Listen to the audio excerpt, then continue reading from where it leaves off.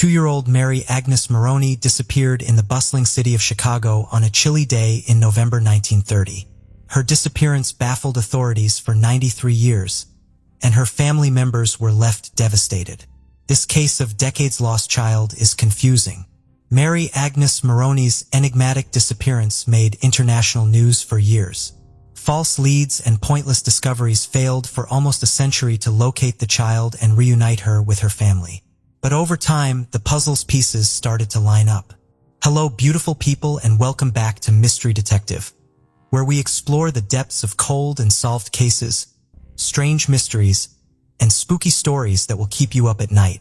In today's video, we'll talk about the lengthy search for Mary Agnes Maroney, a 2-year-old who mysteriously disappeared from her Chicago home in 1930 and was never heard from again. Mary Agnes Maroney's case remained unsolved despite numerous DNA tests, suspicious letters, sighting reports, and reported sightings until 2023, when a Californian woman came forward with the solution to the long-standing puzzle. Stay with us as we reveal the shocking details surrounding Mary's disappearance and the surprising turn of events that resulted in the resolution of her case. Mary Agnes Maroney was born to Catherine and Michael Maroney in Chicago, Illinois, on May 9, 1928. In the depths of poverty during the Great Depression, they were a family struggling to get by. Mary had a younger sister named Anastasia, who was only 11 months old at the time. Mary and her family lived in an apartment on the second floor above a supermarket at 5200 Wentworth Avenue. Michael Maroney distributed handbills to earn his meager weekly salary of only $15. The Maroneys were having a difficult time. In the midst of their financial struggles, one of Catherine Maroney's relatives became interested in the family story. This relative took the initiative to get in touch with a welfare organization, and as a result, an advertisement about their financial struggles was publicized. Shortly after, Edgar Gilpin, a self-described male nurse and philanthropist, responded to the advertisement on May 13, 1930, on a Wednesday night. He offers Michael help in the form of a suit and some shoes. Since the addresses of families in need were kept secret from the public, the family accepted the offer through the welfare organization. But due to a small error, a mysterious woman learned the Maroney family's address. They had no idea that this seemingly insignificant mistake would trigger a tragic chain of events that would alter their lives for good. On May 14, 1930, Catherine Maroney, who was 17 years old at the time, was at home by herself with Mary Agnes and Anastasia. She heard a knock at the door as she was mopping the floor. When she goes to answer the door, a nicely dressed woman who identified herself as Mrs. Henderson and claimed to be a representative of the social worker who had seen the Maroney family's advertisement for assistance, was standing at the doorstep. She had just brought inside some groceries she had bought from the downstairs grocery store for $2.55. Mary Agnes, who was typically reserved, quickly warmed up to the woman as Catherine described their family's hardship to her. The woman appeared friendly and eager to assist while listening intently. She said her aging husband had passed away, leaving her with a sizable fortune. A child like Mary Agnes was something else she mentioned wanting. She then requested that Mary Agnes be temporarily taken to California with her while assuring Catherine that the young girl would be as chubby as a butterball. Catherine struggled to overcome her unease. She politely turned down the woman's offer, and the woman seemed to have accepted the mother's decision. The woman soon left and assured Catherine she would be back the following day. Catherine asked for her name, and the woman reluctantly identified herself as Julia Otis. Julia gave Catherine $2 and 2 books before she left as a sign of support. The next day, on May 14, 1930, even though it was raining, Julia Otis went back to the Maroney's house. She brought fresh baby clothes this time for Catherine, who was at the time expecting her 3rd child. Later, it was found that Julia had bought these clothes from a department store with a brand new $50 bill.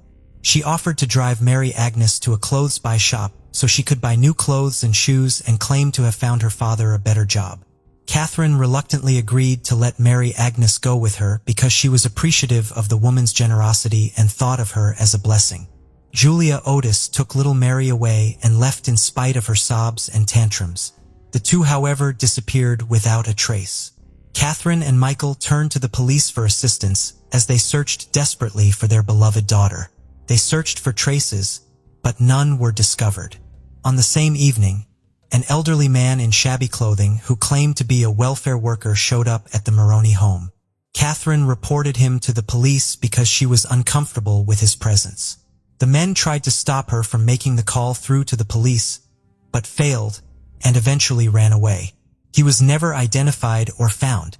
Julia Otis was described by Catherine as a pleasant and attractive woman, around the age of 22, standing at around 5 feet 2 inches tall and weighing 125 pounds. She spoke with a refined voice and had visible front teeth. Julia was dressed in a gray suit, a gray lace hat, a pearl necklace, and a jeweled wristwatch when they last saw each other. At around 8 p.m. the following day, on May 16th, a letter from Julia Otis arrived at the Maroney residence. The letter was written on letterhead, and the postmark on it showed that it was delivered at 4:30 p.m. It came with a $5 bill and was delivered via special delivery. The letter read, "Please don't be alarmed. I have taken your little girl to California with me. I have hired a special nurse to care for her. We'll be back in 2 months. By that time, you will be on your feet again and will be able to care for her." She didn't even cry a bit. She is outfitted like a princess. In the meantime, I'll help all I can to get you on your feet. Don't worry about anything else. When you get this letter, we'll be on our way already. As ever, Julia Otis. The authorities examined the letter and found that there were deliberate attempts to make the writing appear illiterate. Could the letter's author have been hiding their true educational background on purpose? As word of the letter spread, witnesses soon came forward with stories of a woman who resembled Julia's description. A young girl who resembled Mary Agnes and the woman were spotted together at a store. A witness saw the woman dictating a letter to a store employee. The Morones got a second letter from someone named Alice Henderson 2 weeks later. She claimed to be Julia Otis's cousin. Alice stated in her letter that Julia had lost both her husband and her child the year before, and so, she had been craving love since her tragic loss. Alice expressed her wish for Julia to change her mind and give Mary Agnes back. She then ceased all correspondence with the family. Authorities eventually found that both letters had identical handwriting. For days after Mary Agnes was kidnapped, on May 19th, Catherine Maroney took matters into her own hands and asked a judge for a warrant, accusing Julia Otis of abducting her first fruit. Both the public and law enforcement were puzzled by this mysterious woman's abduction of Mary Agnes Maroney.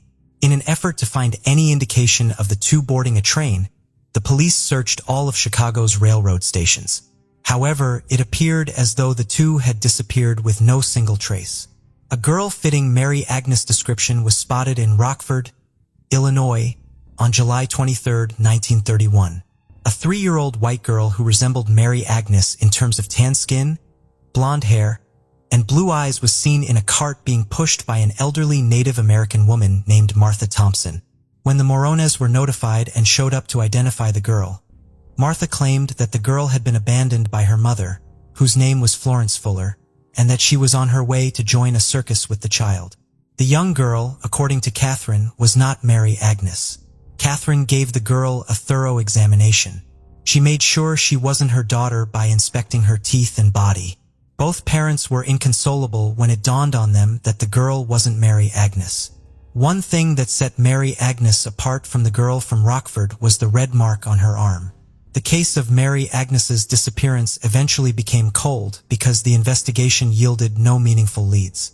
In the coming years, the Maroney family welcomed another child whom they named Catherine into the world. They then had the good fortune to welcome 5 more boys named Michael Jr., Patrick, George, Harold, and William. When other kids went missing, the media frequently ran stories about Mary Agnes, keeping her name in the public eye. When Chicago Daily News reporter Eden Wright came across a picture of the Maroney family, he noticed something important. All of the family members looked alike, which gave him the idea for a story. In an effort to get someone to recognize Mary Agnes, the Chicago Daily News worked with the California newspaper to publish photos of the Maroney family. Soon enough, a Californian man by the name of Everett McClellan came forward in 1952. The men claimed that Anastasia, one of Mary Agnes' sisters, looked so much like his wife that it might have been her picture. The woman, Mary McClellan, was 24 years old and had been adopted in 1930 by Charles and Nora Beck. The teeth, blood type, skull type, fingerprints, and handprints of Mary McClellan appeared to be identical to those of Mary Agnes. However, Mary McClellan lacked two things Mary Agnes had. Mary Agnes was born a year later than McClellan, and McClellan did not have Mary Agnes' distinctive hernia scar from a surgical procedure. The newspaper arranged a meeting between Mary McClellan and Catherine on September 4, 1952, but much to everyone's dismay, Catherine Moroney insisted that Mary McClellan was not her lost daughter. Regardless, the women developed a close bond over time. Ultimately, a DNA test carried out in 2008 after Mary McClellan's demise established that she was not Mary Agnes. Mary Agnes' parents, Catherine and Michael, were profoundly affected by the tragic disappearance of their daughter. Michael passed away in 1957 at the age of 58, leaving behind an extraordinary amount of pain brought on by the loss of his dearly loved daughter. Depression plagued Catherine for years as she was consumed by the pain of her daughter's disappearance. She was only 49 years old when she died in 1962, after she had endured her loss all the way to the end. For close to a century, Mary Agnes' case remained a mystery. When Cook County Sheriff's Detective, Jose Rodriguez, started looking into Mary Agnes' disappearance in 2022 and contacted Terry Arnold, the daughter of a woman he thought was the long-lost Mary Agnes Moroney, the case took a great turn. Detective Rodriguez thought Mary Agnes might actually be Terry's mother based on DNA evidence. When the detective first explained his hypothesis that Jeanette Burchard might actually be Mary Agnes Moroney to Terry Arnold, Terry was doubtful and didn't buy it. She emphasized the absence of Mary Agnes' birthmark and other distinguishing features in her mother. But Terry agreed to take a commercial DNA test in order to disprove the theory and offer concrete proof. On October 28, 2022, the test results were received, and they produced a startling finding. Her genetic makeup, in contrast to Terry's Polish heritage, predominantly revealed Irish ancestry, which was a notable similarity with the Moroney family. The DNA test also established Terry Arnold's relationship to the Moroney family's surviving members as first-line cousins. This coincidental relationship strengthened the notion that Terry's mother was Mary Agnes Moroney. Who was she, though? Her family had been informed that Jeanette Burchard was born on April 14, 1928. She was raised by Jeanette Soleric Darris Anderson and her stepfather, Frank Darris. Detective Rodriguez did not find any obvious abnormalities in Burchard's family during his investigation. However, Terry provided a crucial piece of information. Frank Darris, Terry's step-grandfather, once told Jeanette Burchard that the woman who raised her wasn't her biological mother. Terry also claimed that her mother attempted to find out more about her true ancestry by contacting her Chicago-based cousins, but they claimed to be unaware of the situation. However, it was later discovered that before getting married to Frank Darris, the woman who raised Jeanette had a brief relationship with a man by the name of John Fahey. Fahey and the woman, along with Jeanette Burchard, were listed as residing in the same Chicago home in the 1930 census. After getting married to Darris, the family moved to Virginia in the early 1930s. Later, during World War II, they moved to Florida. Jeanette Burchard wed Edward Jennings in the 1940s, and the two of them had two children named Barbara Joan Jennings and Edward Clifton Jennings Jr. After starting her career as a nurse, Jeanette gave birth to Terry Arnold, her third child, in 1957. A few decades later, she wed Earl Burchard a second time. The Miami Dolphins were Jeanette's favorite team, and she supported them from the time they were founded in 1966 throughout her entire life. Jeanette was a nurse, but she also had a great love for animals, especially dogs and cats. She also loved opera, with Madame Butterfly being a particular favorite. According to Terry, the last time her mother visited Chicago was probably between 1989 and 1995, possibly for a funeral. She later died in Florida in 2003, and her remains were buried alongside her pets. A year later, her son, Edward Clifton Jennings Jr. died. Her daughter, Barbara Joan Jennings, soon passed away in 2006 too. Terry Arnold is, however, the only surviving child of Jeanette Burchard, and she is certain that Mary Agnes Moroney is indeed her mother, whom she knows as Jeanette Burchard. In an interview, Terry admitted that she didn't know anything about the name, Julia Otis, or how her grandmother ended up raising her mother, Jeanette Burchard. Terry is still oblivious to the circumstances surrounding this mystery. However, she acknowledged that Mary Agnes' parents never received closure or knew the truth about what really happened to their daughter and expressed sympathy and sadness for them. Terry assured the Maroney family that Jeanette Burchard, or Mary Agnes as Terry knew her, was dearly loved despite the unanswered questions. Mary Agnes Maroney was the subject of a decades-long, relentless search in 1930. The horrific chapter that has plagued the Maroney family's generations for almost a century has finally come to an end as of this year 2023. But there was still one unanswered question. Who was Julia Otis, and what motivated her to kidnap young Mary Agnes from her loving family? We will never be able to know some of these responses. Sonia Carmen Hyroke Stone was born on the 27th of May, 1951. Sonia, who originally lived in Quebec, Canada, moved to the United States in the 1970s, where she afterwards got married to Michael Stone in 1976. The union produced a female child. However, Sonia's marriage to Michael Stone did not last long, as they both divorced and went their separate ways. In the year 1980, Sonia Carmen Stone was a single mother living alone with her 4-year-old daughter while she worked for the Levi Strauss Company. On October 15, 1981, Sonia took her daughter to school and ran a few errands before she returned home. Around 12 p.m., a lady named Caroline McBride, who was a friend to Sonia Carmen, visited her at home after calling her multiple times and getting no response in return. On getting to the Carmel Point area of Monterey County, California, where Sonia lived, Caroline found the dead body of her friend, Sonia Carmen Herrick, just inside the front door that opened into her living room. 30 years old, Sonia Carmen Herrick appeared to have been sexually assaulted. She was spread out on the floor with her purse and the content in it spilling close to her body. Sonia was half-dressed and had been strangled with a pair of her own pantyhose, which was found tightly wrapped around her neck. Her shirt and jacket were torn and pulled back. A terrified Caroline placed a call through to the Monterey County Sheriff's Office, who immediately dispatched officers to the crime scene.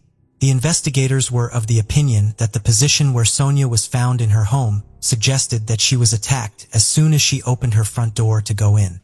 They also examined Sonia Carmen's body and discovered that she had a broken left ring fingernail with blood beneath it, which indicated that she had struggled with her killer, ultimately scratching him before her death. The question of who committed such heinous crime bugged the police and the family of Sonia Carmen Herrick for years. By the next day, in a bid to find answers, the police went about the neighborhood asking questions and interviewing those who responded to the knock on their doors. While in the neighborhood, just across the street to Sonia Carmen's house, one of the detectives interviewed a neighbor whose name is Michael Scott Glazebrook. He was 25 years old at the time, and he had a 3 to 4 inch vertical scratch down his right cheek, which the detective noticed. The detective immediately asked him how and when he got the scratch. Glazebrook, however, made inconsistent statements. He told the detective he got it from cutting plexiglass in his garage, while he told his parents that he got it in a fight at Monterey Peninsula College, where he schooled. Due to his inconsistency, Michael Scott Glazebrook was charged with Sonia Carmen's death in 1982. But when the case went to trial in 1983, the jury came back with a 9-3 not guilty verdict, which made the district attorney's office decide not to retry the case, even though a retrial was possible, regardless of the jury's decision. Michael Scott was, however, discharged and acquitted. With no significant DNA technology in the 1970s, the case could not be pursued and it went cold for 39 years. In the year 2020, detectives at the Monterey County Sheriff's Office and Deputy District Attorney Matt L. Huro re-examined the Sonia Carmen Stone's case. They found out that there were several pieces of evidence in Sonia's case file that could be now tested utilizing modern DNA technology. These pieces of evidence, including the DNA found under Sonia's broken fingernail and right breast, were sent to the Department of Justice DNA laboratory for testing. Since Michael Scott Glazebrook was the #1 suspect on the list of the investigators in 1981, detectives got a search warrant for a new sample of his DNA. They were able to obtain a new DNA profile easily because Michael Scott Glazebrook was still alive and works in Monterey County.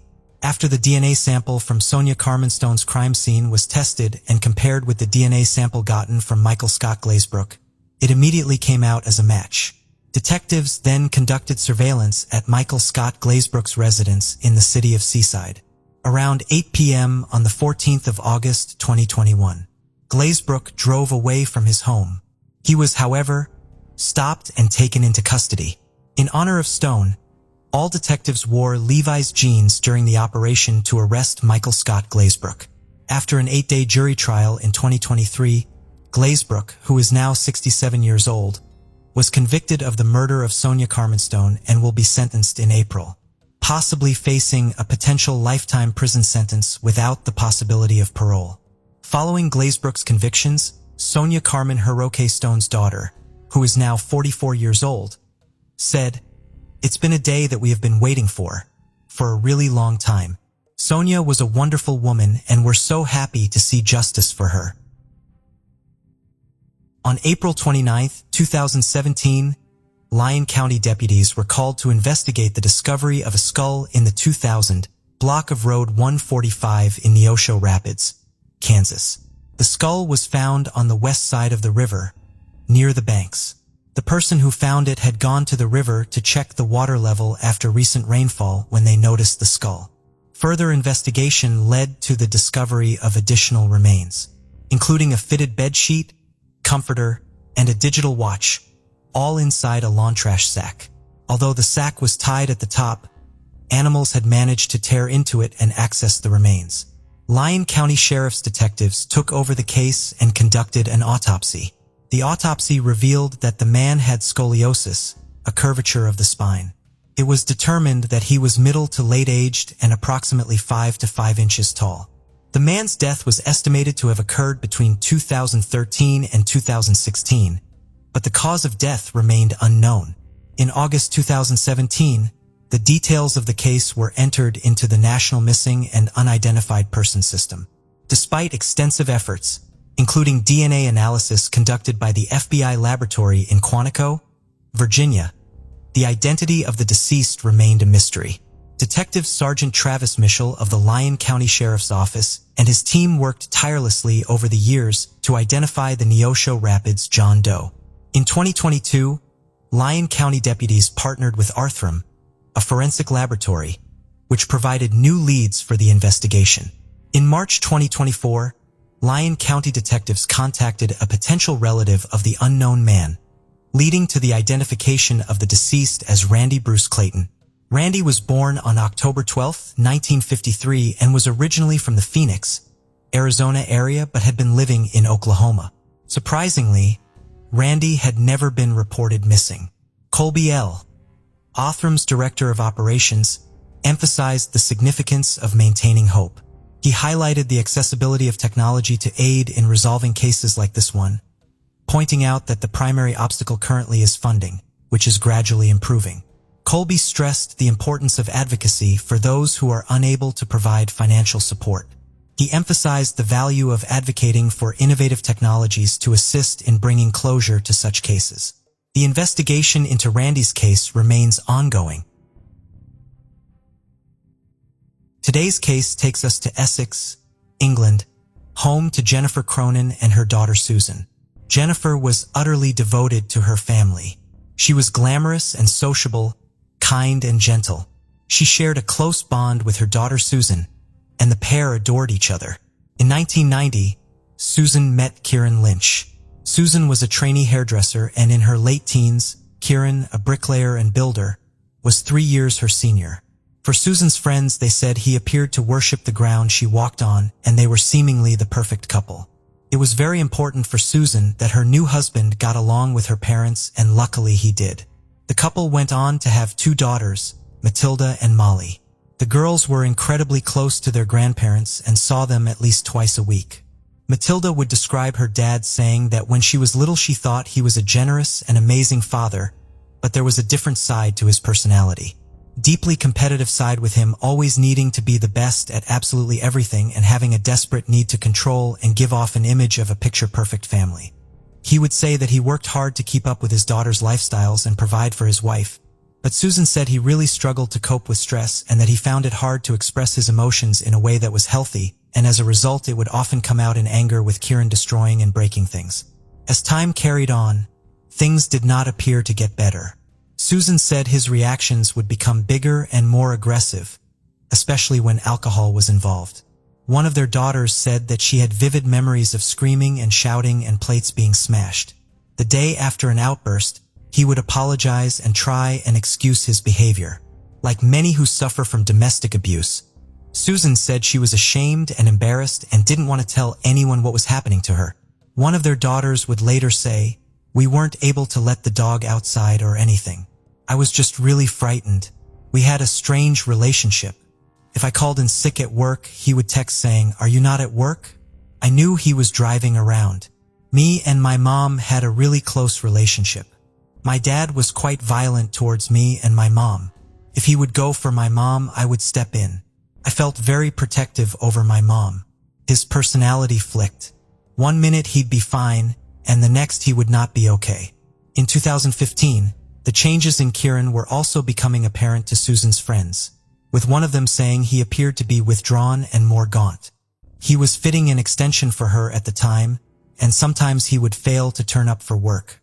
To Susan's shock, when a credit card bill arrived, for a card that was usually reserved for big purchases, Kieran had run up a bill of about £3,000 by withdrawing money from various cash points.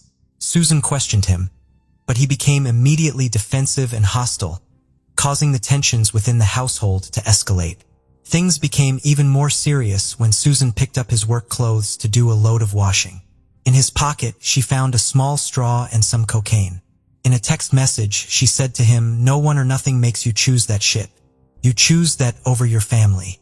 Kieran replied, "Please don't tell the girls it's drugs." His erratic and volatile behavior continued. On one occasion, Susan and Kieran were at home. He held a knife to his wife's throat and threatened to take both of their lives in a murder-suicide. Susan said the ordeal felt like it went on for hours. On another occasion, the loft had been rigged with a noose. In a series of text messages, Susan told him that she wished she could turn back the clock, but it was clear that they wanted different lives. They decided to separate in November 2016, and Kieran left the family home and moved back in with his parents. After 24 years of marriage, it was a difficult choice, but Susan knew she had to protect her daughters. With Kieran gone, the tension eased, and things felt lighter and calmer. It was a chance for Susan to take some much-needed time for herself and relax with her children. Susan said that it appeared that Kieran had got himself back on track, but this would all change when she moved on. After an incredibly stressful and difficult time with Kieran, things did begin to look up for Susan when she met a man called Mike. They had taken their relationship slowly, but over time she began to talk to him about her ex, the trouble she had with him and how difficult things had been. She wanted to have a clean break and a chance to start again with someone new. This also meant she had to tell Kieran and start divorce proceedings. Susan sent him a text message asking if they could meet up at McDonald's at 6:30 p.m. Kieran agreed, and knowing that Kieran was volatile and unpredictable made an already difficult situation significantly harder. Surprisingly, however, Kieran seemed to take the news of her wanting a divorce well, with Susan describing the conversation as amicable. He later sent her a text message saying, "I'm glad you have found someone." She replied saying she hoped he would find someone too. Despite, on the face of it, taking the news of the divorce well, Kieran had actually done anything but. The following day, he sent her a series of text messages. Susan responded. The situation continued to get worse. Susan also called Kieran's cousin Lisa, who soon arrived and could hear him destroying things. Kieran appeared with a hammer in one hand and a drill in the other and told Lisa to leave it alone, saying that the situation had nothing to do with her. Lisa said it didn't seem like the Kieran she knew. He soon drove away and the police arrived not long after. The two police officers went into the house with Lisa and her husband, and Susan explained the messages that she had been receiving from Kieran. Before long, Kieran was back. He got out of his vehicle and began screaming and shouting that he was going to kill Susan. The police went out into the streets and Kieran said, "You're going to need more than two of you to get me in the car." He was subsequently arrested and led away in handcuffs. He was arrested on 3 counts: possession of an offensive weapon, threats to kill and criminal damage. The threats to kill allegation based on his text message saying he would rather have her killed was argued to possibly be hypothetical. As for possessing an offensive weapon, as Kieran worked as a builder, he had various equipment in his van, including the hammer, so in order for that to go ahead it needed to be proven he was unlawfully possessing it at that time, which they couldn't do. Therefore, he was charged with criminal damage. He denied the allegation at Southend Magistrates Court on January 29, 2018, and he was scheduled to stand trial on the 29th of March. He was released with the conditions that he not go onto Susan Street and he was to have absolutely no contact with her.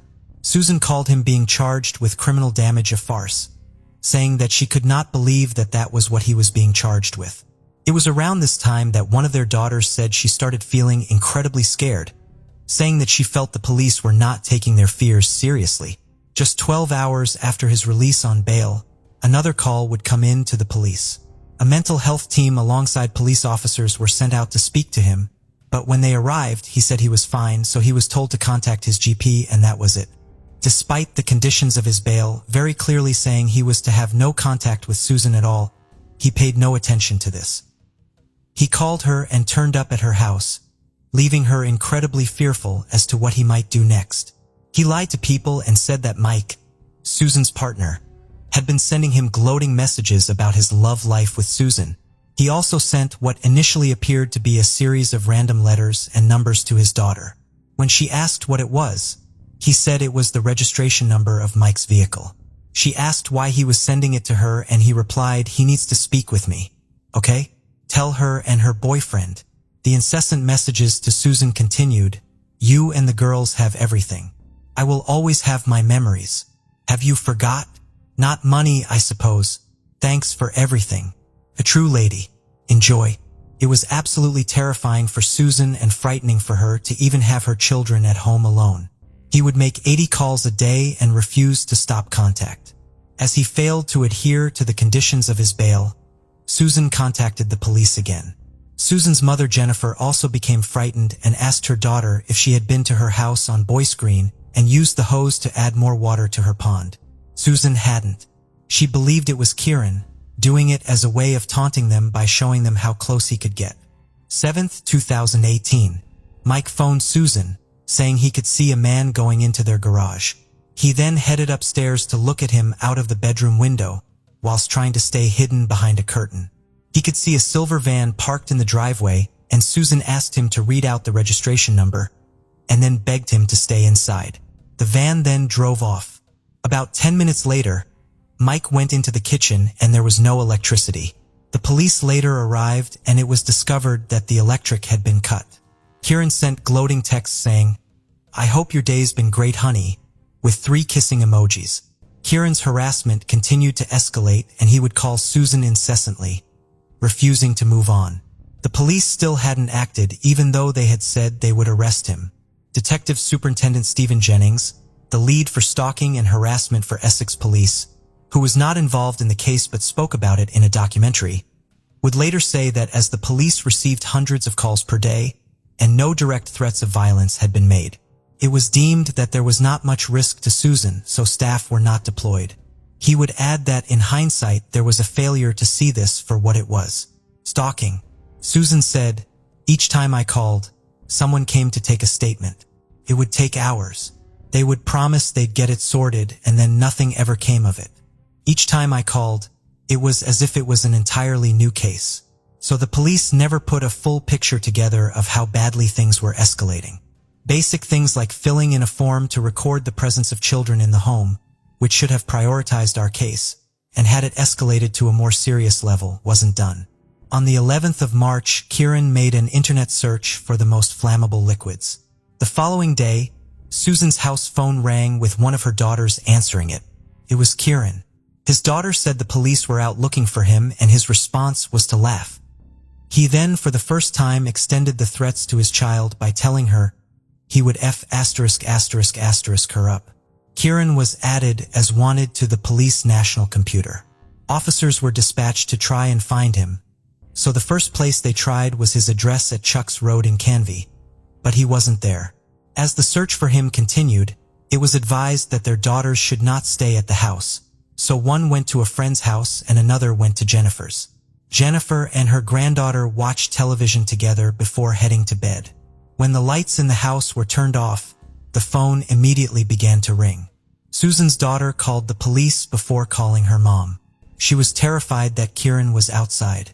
She said he was in the garden and she didn't want to get up. Jennifer had become so terrified she had locked herself in the bedroom. Susan called the police at 1:50 a.m. Susan's daughter also called the police again, and she was advised to unplug the phones from the sockets.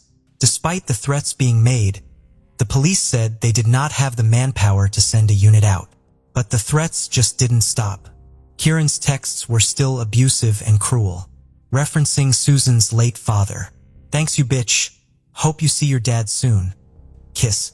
At 4:10 a.m., he sent her another text message, which was just a single kiss. Over a 24-hour period, the police had been called 6 times. 13th of March, 2018. That morning, one of the couple's daughters woke up to a text message. It was from her father, Kieran. It read, "Love you no matter what they say. Kiss." She didn't reply. Also that morning, the police had reassessed the case and it was downgraded from high risk to medium risk. Medium risk means that there may still be a risk of serious harm, but that it might not be imminent. Jennifer had locked herself in her bedroom because of how terrified she was of Kieran. Her granddaughter, who had spent the night with her, left the house and Susan knew she needed to go round to be with her mom. She let herself in and locked the door behind her. Susan encouraged her to carry on with her day, adamant that she was not going to be bullied or allow her family to be bullied by a man who simply could not accept that their relationship was over. Jennifer and her dog headed out into the garden and Susan watched them through the window as she made a cup of tea. Susan called Kieran's boss to try and find out if he knew where he was. He didn't.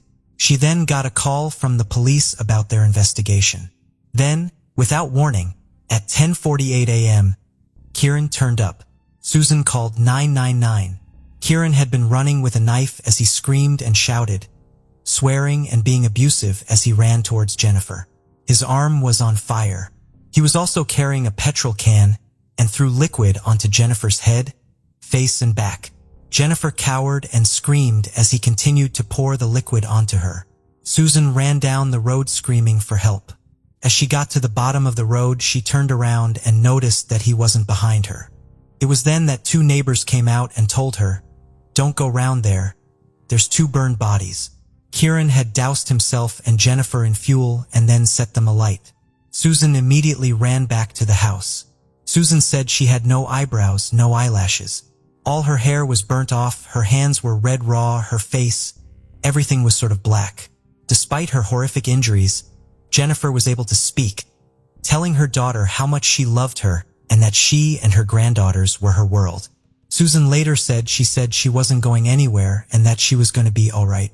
Kieran had also been seriously hurt, suffering major burns across his body, and he had ended up slumped against the wall in the garden. Susan described him as red raw and struggling to breathe. She said, "Realized he was sitting absolutely burned. I did get up and scream at him and what he's done to me and the girls." The police, fire, and ambulance service were quick to arrive on scene alongside the air ambulance that landed at the local golf course. Kieran was arrested on suspicion of attempted murder and he and Jennifer were taken to hospital. It was later discovered that Kieran had bought a bucket and jerry can before going to a petrol station to buy fuel. 2 hours after the attack, Susan was taken in for questioning. Staff at the hospital told Susan that Kieran was not going to survive the night, as the extent of his injuries were too severe, after having 97% burns across his body. For Kieran's daughters, it was an absolutely impossible situation to be in. One of their daughters said that he was still her father, and she wanted to be able to say goodbye to him, tell him that she loved him, and that she wished it hadn't come to this. Kieran Lynch died that evening. A toxicology report found that he had both alcohol and cocaine in his system. Jennifer was taken to Broomfield Hospital's burns unit and was admitted into intensive care, with burns across 33% of her body. The burns were mostly on her upper torso and head. She was taken into surgery, but reconstruction was impossible due to the nature and extent of her injuries. It was decided that she would be instead given end-of-life care. She held on for 17 days. But tragically, on the 30th of March 2018, at 1:32 p.m., Jennifer Cronin died surrounded by her family. Dr. Benjamin Swift carried out a post-mortem at the hospital, confirming that her cause of death were complications from the horrendous burns she had suffered. For Susan, this had purposely been done by Kieran purely to hurt her, knowing how close she was to Jennifer and how much they meant to each other. Monday, January 21st, 2019. A week-long inquest was opened at County Hall Chambers in Chelmsford. Susan said that when she went into the inquest, she was just angry with Kieran for what he had done. But as the facts emerged about how poorly it had been handled by the police, she became more angry with them. I felt like he was upping the ante in what he was doing. Each incident I reported, he wasn't arrested, she said. Susan's partner Mike also spoke about the stress and worry caused by Kieran's behavior. The jury at the inquest concluded that Jennifer had been unlawfully killed and that Kieran had died by suicide. It also found that poor communication by the police had factored into it. Susan gave a statement saying, "It's been a horrific year, really, to be pushed from pillar to post, and we felt all along that we weren't being listened to and that things weren't being done as they should be, and now that result means we can see it in black and white. We tried our hardest to get them, the police, to sit up and take notice, but couldn't understand why nothing was being done. I would hope the police have learnt from these mistakes. It doesn't bring my mom back or their dad, but things definitely need to be looked at. They are supposed to protect and serve the public, and they certainly didn't do that for us." For Susan, the failures by the police to act on the concerns about Kieran meant that it could have been prevented. The police didn't protect us. We were shouting and screaming and waving it in their faces, and the failings were shocking. If they had done their job properly, my mom would be here. The inquest found 5 areas of police failings that were contributing factors to Jennifer's death, and that attempts to arrest him weren't made in a timely and efficient manner. Following the findings of the inquest, several officers received management action training and record to record keeping and processing of information. No police officers faced misconduct action.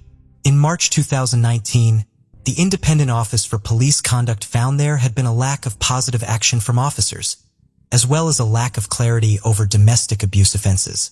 A domestic homicide review was also set up, and the police were criticized for allowing Kieran to not be identified as the danger he posed, or that his behavior amounted to stalking.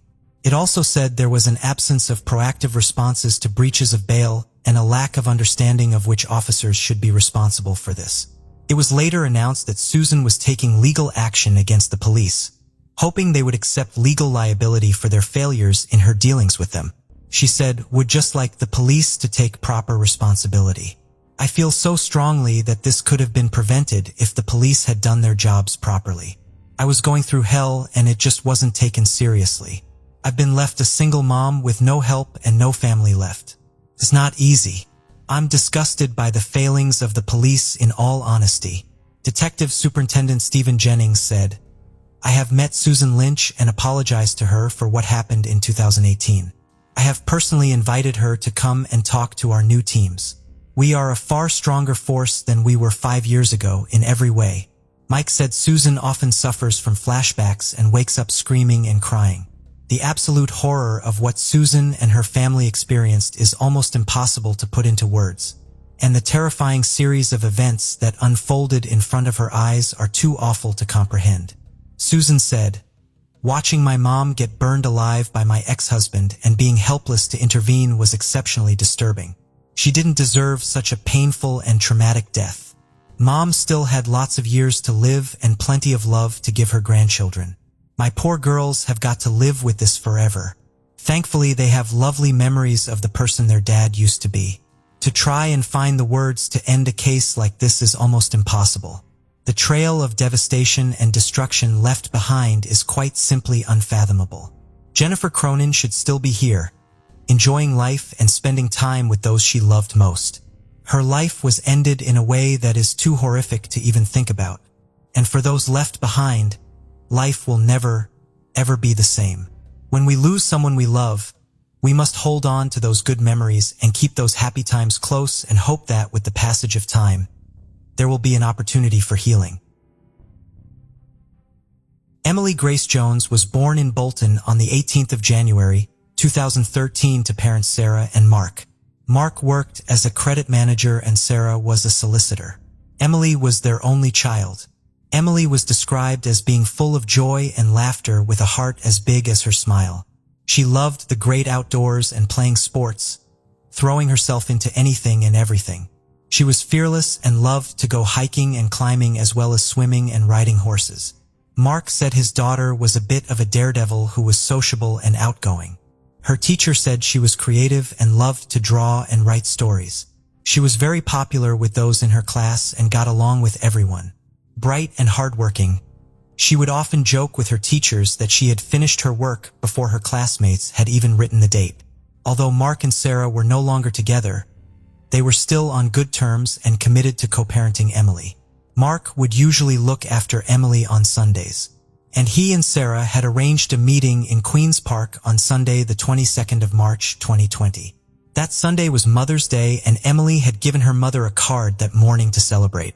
At around 2:15 p.m., Emily and Mark were in the park and she was whizzing around on her scooter and her dad was encouraging her to go faster.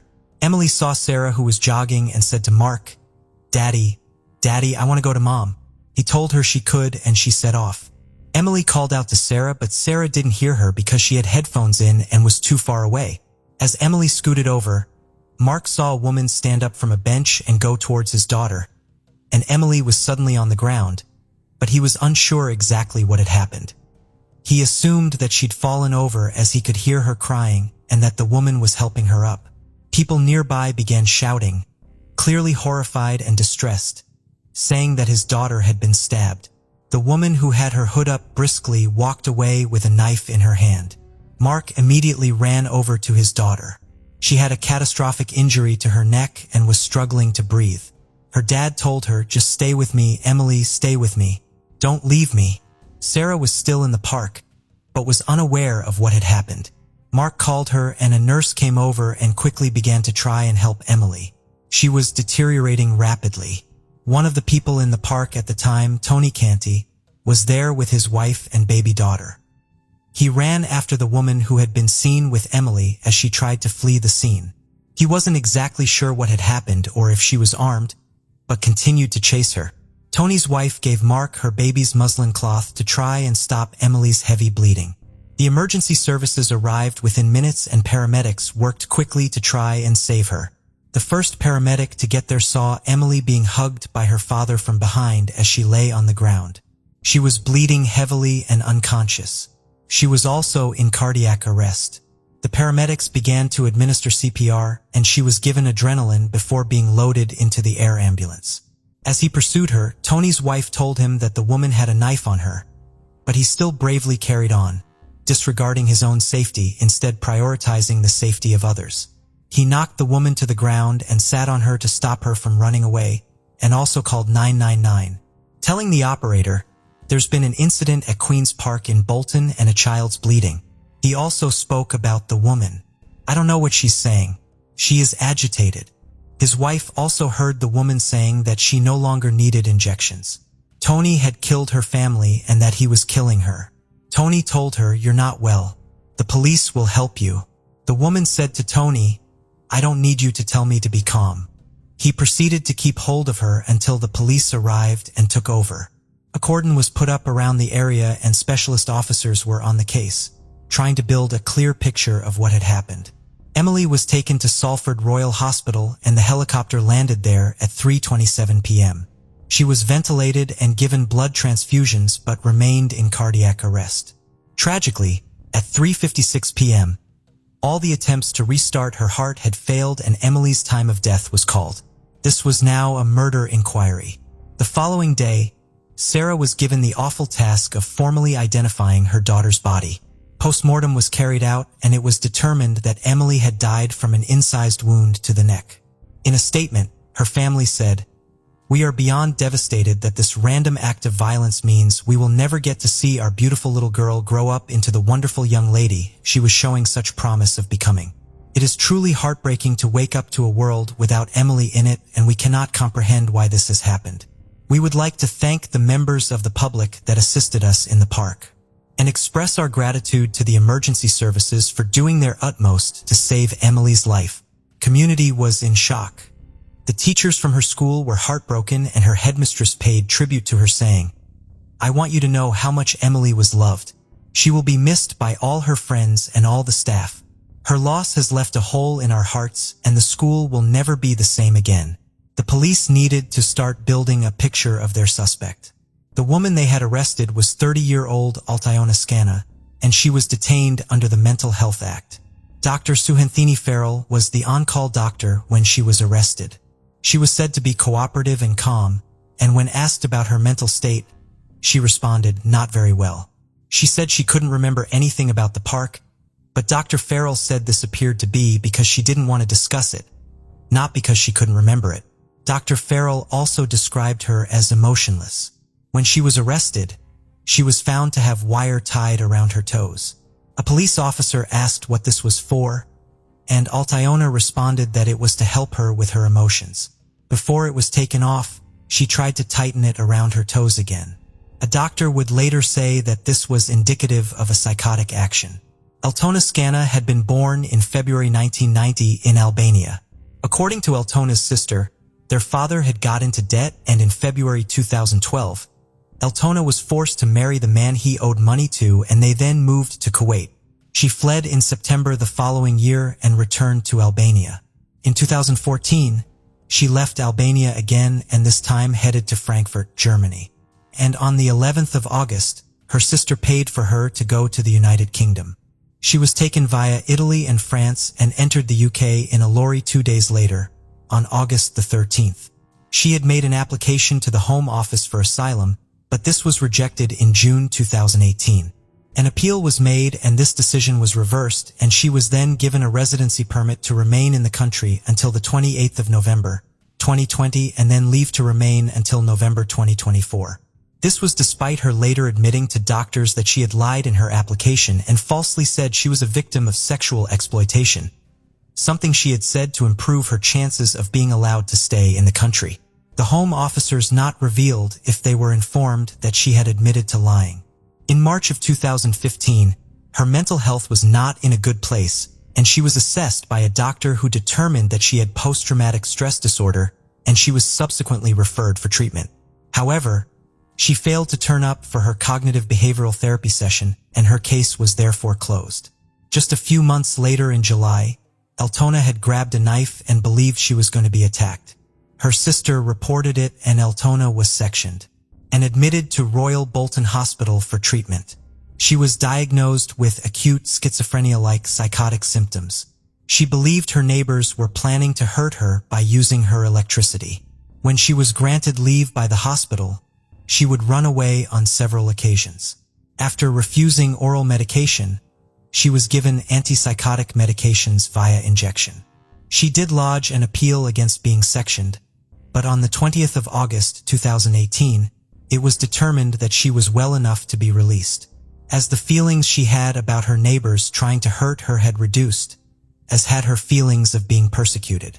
As part of being released, she was visited by mental health workers between 1 and 2 times a week. El-Tayan had complained about the injections of the antipsychotic medications, saying she didn't like the side effects. In November 2015, she was taken off the medication, but her mental health would soon deteriorate again. On the 9th of December, she told doctors at the Salford Royal Hospital that she was having auditory hallucinations on a daily basis.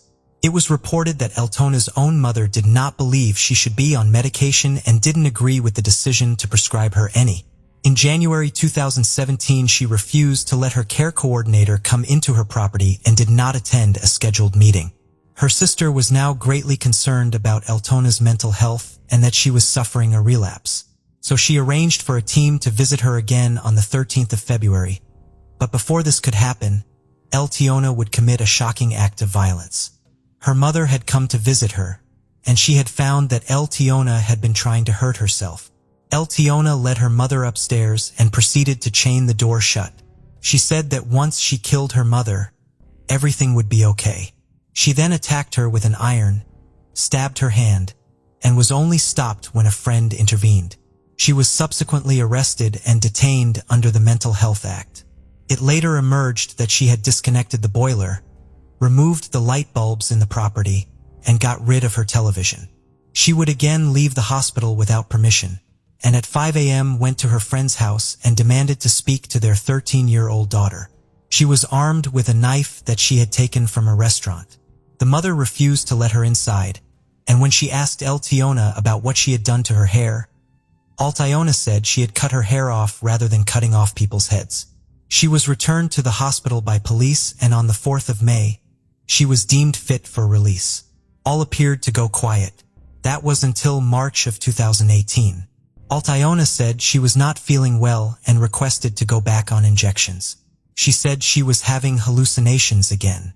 The following year, she has to be taken off the injections and be on oral medication instead. She remained stable and her family's support appeared to help with her paranoia, although she continued to avoid busy places and wore sunglasses to avoid eye contact. Her last visit with a mental health worker was on the 11th of March 2020, after having none for 3 months. It was so uneventful that the worker didn't even make any notes. Just 11 days later, she would take Emily's life. On the morning of the 22nd of March 2020, Eltiona had left her home at around 1 p.m. and headed into Bolton Town Center. She purchased a pack of 3 crafting knives from a pound shop, later telling a psychiatrist that she had bought them with the intention of killing someone. She then went to Queen's Park. A witness later reported that he had seen a woman sitting on the ground with her legs crossed next to a bench and added that she appeared to be agitated. He noted that she had a vacant look on her face, which also caught his attention. He continued to watch her for around 4 minutes, but as she didn't say or do anything, he headed home.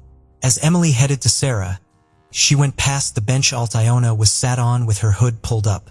Out of nowhere, she stood up, grabbed Emily into a headlock, and launched a ferocious attack against the little girl, stabbing her in the neck and slitting her throat. Police went to her flat and searched it and found a load of antipsychotic medication, totaling almost a month's worth that hadn't been taken. A doctor would later say that suddenly coming off of medication could cause someone's mental health to rapidly decline within just a few days. She was charged with murder and possession of a bladed article. She was remanded in custody and scheduled to appear at Manchester and Salford Magistrates Court on Tuesday the 26th of May.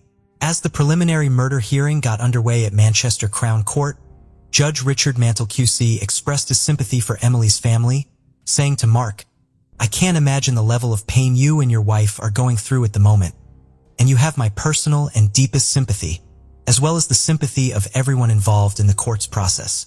Mark was there for the hearing, and Eltiona appeared via a video link from Rampton Secure Hospital, a high-security psychiatric hospital where she was being held. She ended a plea of guilty to manslaughter on the grounds of diminished responsibility, and prosecutors were given 7 days to consider her plea. They eventually decided to push ahead with a murder trial. It was now time for Eltiona Scannah to go on trial for murder. The prosecution told the jury that it would be for them to decide whether or not this was actually a case of manslaughter, or if she was using her mental health condition as what they referred to a convenient excuse for what she had done. The court heard evidence that whilst in hospital she had spoken to a nurse, and the conversation had pointed to this being something that had been planned, therefore not manslaughter, but rather a premeditated and calculated killing. It also emerged that from the middle of December 2019 to March 11th the following year, she had not had any face-to-face contact with mental health workers. In a report read out to the court, one of the doctors said that Eltiona represented a very high risk of serious, potentially fatal harm to others. The court heard that whilst in hospital she had been reportedly watching a child's television program when a child who looked like Emily appeared on the screen. Eltiona began to laugh hysterically. She said to a nurse at the hospital, "Like I said, it's been 3 months, what do you want me to do, cry all the time?" Later telling the same nurse it was premeditated. "I waited in a park and picked my victim. I did what I did, then tried to run away." It was noted that during these conversations she was not on her medication. The court was told that on the 30th of July, staff at the hospital had been observing what was referred to as strange behavior, with Eltiona telling nurses, "Your body has gone to your soul and we're all going to die." Dr. John Crosby, a consultant psychiatrist, would tell the court that Eltiona Scannah had paranoid schizophrenia and said this had caused her to suffer from delusions and lose touch with reality. He said that there appeared to be no reason for Emily being singled out by her, adding that it was his conclusion. She was in the midst of a psychotic episode when she took Emily's life.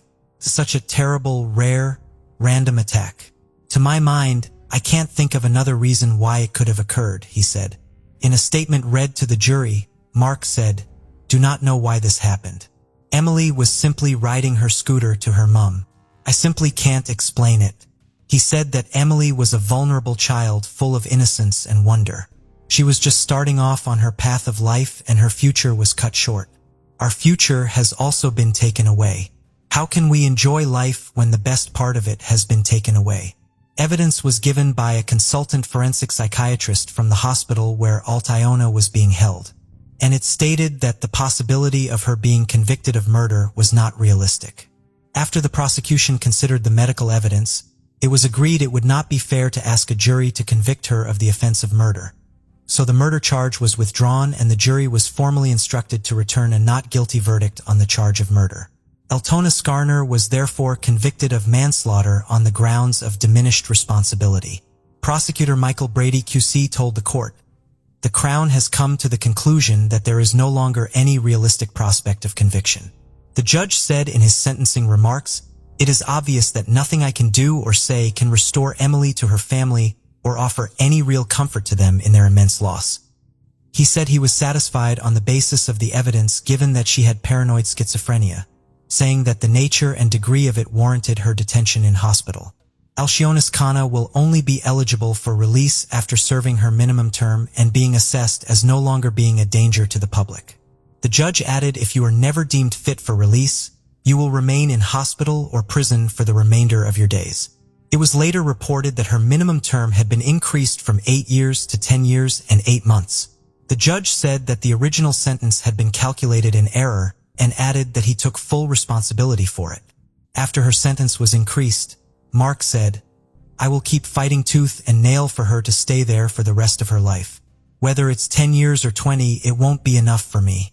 As far as I'm concerned, she's a danger to the public for the rest of her life. She'd do it again to any child. I would bet my bottom dollar on that." At the inquest into Emily's death, the acting senior coroner Alan Walsh said, "In my 20 years as a coroner, this is one of the most tragic deaths that I have dealt with, and the loss of a beautiful, innocent, lively, intelligent, and lovely 7-year-old in these circumstances is an unimaginable tragedy."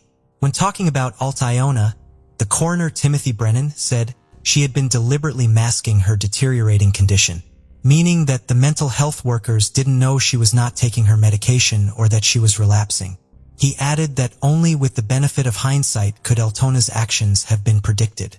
Emily's father Mark said that although he was glad the inquest was over, he disagreed with the finding. "I cannot believe he has come to that conclusion," he said. "They didn't realize the threat she posed, but it was their job to know. They may be underfunded and rushed off their feet, but they're a dangerous people. I don't think enough money goes into mental health services, but that's no excuse, especially when you're dealing with dangerous individuals. I don't feel like I've got closure. I want to change the system. It's my daughter and it's down to me to make this right." Following the inquest, Mark's lawyer said she twice told doctors that she had lied in her asylum application. She twice told doctors and police that she wanted to go home in 2015 and 2017, and the Home Office offered no explanation as to why they ignored these important clues in her presentation. A Home Office spokesperson said, "We are carefully considering the findings from the inquest and any further recommendations by the coroner." Mark said he has not forgiven Altona for what she did. "No, people say it's good for your mental health to forgive, but in this instance I'm afraid I can't. How dare she touch my daughter? How dare she put her hands on her? So no, I can't forgive her." Altona Skarner would later appeal her sentence, but this appeal was rejected. Lady Justice McCaw said that there was sufficient evidence to find Altona knew that what she did was wrong and attempted to escape detention and escape the scene. Mark said he was more relieved than happy that the appeal was rejected, saying she's a manipulative and dangerous individual, and all 3 judges saw that today. Alcione Skarner remains at Rampton Hospital, where she is being treated. Greater Manchester Mental Health NHS trusts have been responsible for Altona's care, conducted a review, In a statement they said, "We treat incidents of this kind with the utmost seriousness and completed an internal rigorous review." Whilst this identified learning for our services, the review found there were no markers of deterioration in Ms. Garner's mental state or behavior which would have foreseen this tragic event. NHS England disagreed with the Trust's conclusion, saying that it was clear she was unwell and posed a risk to others by 2017. Their report said, Mark later demanded an apology from the Trust, saying that it was absolute nonsense. They are just trying to relinquish all responsibility, and she was their responsibility. They knew she didn't comply with oral medication, but they allowed her to take it on her own volition. That is a ridiculous thing to do. She was a ticking time bomb. I want the horrible story of what happened to my daughter to be told. It's not that I want people to feel sorry for us, but it needs to be told because it's an absolute public outrage. Following Emily's death, her school said they were going to have a memorial set up for her, and more than £11,000 was raised. The head teacher said she was blown away by the support the school had received from the community. Emily's school friends were helping to design a garden in her memory, something that would reflect Emily's love of life in the outdoors, also creating a space for people to go and remember her. Mark teamed up with the charity 100 Families, which supports relatives of those killed by somebody suffering from mental illness, to change the way patients are managed within the community. He said, in another fitting tribute to Emily, her mother Sarah launched a GoFundMe to raise money for Bolton Lads and Girls Club, with the aim of helping children have support and access to various opportunities. It raised nearly £30,000 and was a truly beautiful way to remember Emily. For her devastated family and those left behind, life will never be the same. Emily was a bright and kind little girl with her entire life ahead of her. A life that would have undoubtedly been filled with joy and love and immense promise. On what was a Sunday that should have been filled with joy and happiness, her life was taken in the most appalling of circumstances. And the aftermath of her death is quite simply devastating. As Mark and Sarah said, Emily was the beat in our hearts, the spring in our step, and the reason we got up every morning. Garland, Texas, November 2011. 54-year-old Kelly Martin and her husband Don, like many, were decorating the family home, ready for the festive period. Don was a police officer and Kelly a teacher. They had been together since college and had 2 daughters, Lauren and Caitlin. While grabbing boxes down from the attic, Kelly missed a step on the ladder, tripping and falling. She instantly felt a twinge in her back. The pain was bad, but she got through the holidays hoping it was just a pulled muscle or a trapped nerve, and that it would pass. But when it became obvious it was far more than this, she made a trip to her doctor.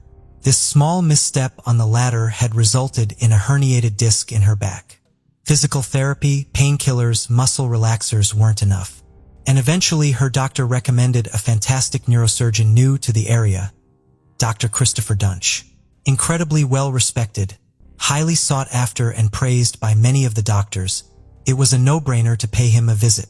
Dr. Dunch put Kelly at ease right away, saying it was no problem at all, a very routine surgery, likely no more than 45 minutes. In fact, it was about the simplest operation a neurosurgeon could perform, he said. Have you ever had any bad outcomes or deaths on your surgery? Kelly asked. He replied, no, knock on wood. And with this, her surgery was scheduled for March 2012. The day came around and Don waited patiently in the waiting area. But the 45 minutes drive Dunch said it would take would soon pass. Then it was an hour, then an hour and a half. It was almost at double the time now, and Don was starting to get worried. He asked one of the nurses to go and check, and about 20 minutes later Drive Dunch came out. He said the surgery went well and Kelly was moving around but was in a lot of pain, so he got the medicine. He said she may have to go up to the ICU and stay overnight, but she was going to be okay. Don was told he couldn't go and see his wife as they were still working on her, a phrase that sent a shiver down his spine. Don said something in his gut was telling him it was all off. He called Lauren and Caitlin and said they should come up. 2 hours later, Don and his daughters were still waiting around and panicking. They suddenly saw the ICU physician, Dr. Dunch, and the anesthesiologist walking towards them. The looks on their faces told the story before they even opened their mouths, the words no one wanted to hear. We did everything we could. Kelly Martin had died. How had such a simple, routine operation gone so devastatingly wrong? Don said Dr. Duntsch never said a word, not even looking at the three of them. They were told by the ICU physician that it had been a medical miscalculation. Records later showed that during the surgery her blood pressure had plummeted and she went a gray color. As she regained consciousness after the surgery, she began to hit her legs, which had turned an odd color with splotches on them. Kelly had become so agitated. The nurses had to sedate her. She never woke up. Don said it was pure misery. My world just ended right then and there. He started rocking back and forth so enraged with emotion he almost lunged at them. I knew something was wrong and I wanted to hurt him, he said of Dr. Duntsch. Caitlin said it was like being in slow motion, and as they said their goodbyes to Kelly, Don asked for some scissors so he could keep a little piece of her hair. They all drove home in silence. The medical examiner confirmed that Kelly had bled to death internally, after one of her arteries was completely sliced. Don, Lauren and Caitlin all had a terrible feeling they weren't getting the full story. Something about Duntsch was not sitting well with them and they wanted answers. But what had happened to Kelly Martin was sadly just the beginning, and soon a huge can of worms would start to open. But as always, sometimes you must go backwards slightly to move forwards. Born in 1971 in Montana, Christopher Daniel Duntsch had originally set his sights on playing football. One of his teammates remembered him as not being very good at following orders and struggling with the most basic of drills, but someone that came back every practice trying to get it right. He made multiple transfers and moved around so much that he was told this had taken away his eligibility to play professionally. He realized his football dream was over and suddenly made a drastic change. He abruptly switched to a career in medicine. In 1995, he received his undergraduate degree from the University of Memphis before getting his MD there too. He excelled in medical school to such a point that he was allowed to join the Alpha Omega Medical Honor Society and started working with Russian scientists on research programs, gaining $3 million in funding. He started his surgical residency at the University of Tennessee and was soon running 2 labs. He was described as a charming, smooth-talking and witty guy with a glowing 12-page resume. He had many people speaking highly of him and seeking him out. But despite all of his successes and accolades, things were slowly starting to unravel, and it was becoming clear that all was not as it appeared. His resume boasted that he had earned a doctorate in microbiology from the prestigious St. Jude's Children's Research Hospital, but there was no such program running at the hospital at that time. He also claimed to have gotten his PhD from the University of Tennessee Health Center, but he appears in no yearbooks from the university during that period. The school declined to verify his claims, citing a federal privacy law. Since college, he had been a drug user and a big drinker, but during his residency was when his drug use started to escalate. He was frequently taking LSD, cocaine, and illegally getting his hands on prescription painkillers. His ex-girlfriend Megan initially thought that this was just something he did occasionally, but it was clearly not the case. After a full night of drug taking, drinking vodka, and no sleep, Megan said he grabbed his scrubs and walked into work ready to talk to patients. She was horrified. His choice of drug was cocaine, although when he would come down after binges, he would rely on OxyContin, Xanax, and alcohol. Many said he would start his days off with a vodka and orange juice and a line of cocaine. One of his friends would later talk about just how out of control his drug use was, and several nurses said they saw him taking cocaine right before he went into surgery. But Duntsch joked about it, calling them his neurostimulants, believing it made him better and more alert in theater. After he was reported, he was asked to take a drugs test, which he refused to do. He was subsequently sent to an impaired physician program. In a deposition, slurring and not really concentrating, Duntsch pleaded the fifth over and over again when asked about using drugs whilst working with patients. Despite the complaints, refusal to participate in tests, and after completing less than 100 surgeries, whereas it is typical for a resident to perform closer to 1,000, he was still allowed to finish his residency. In 2011, he was headhunted to join the Minimally Invasive Spine Institute in North Dallas with a $600,000 advance.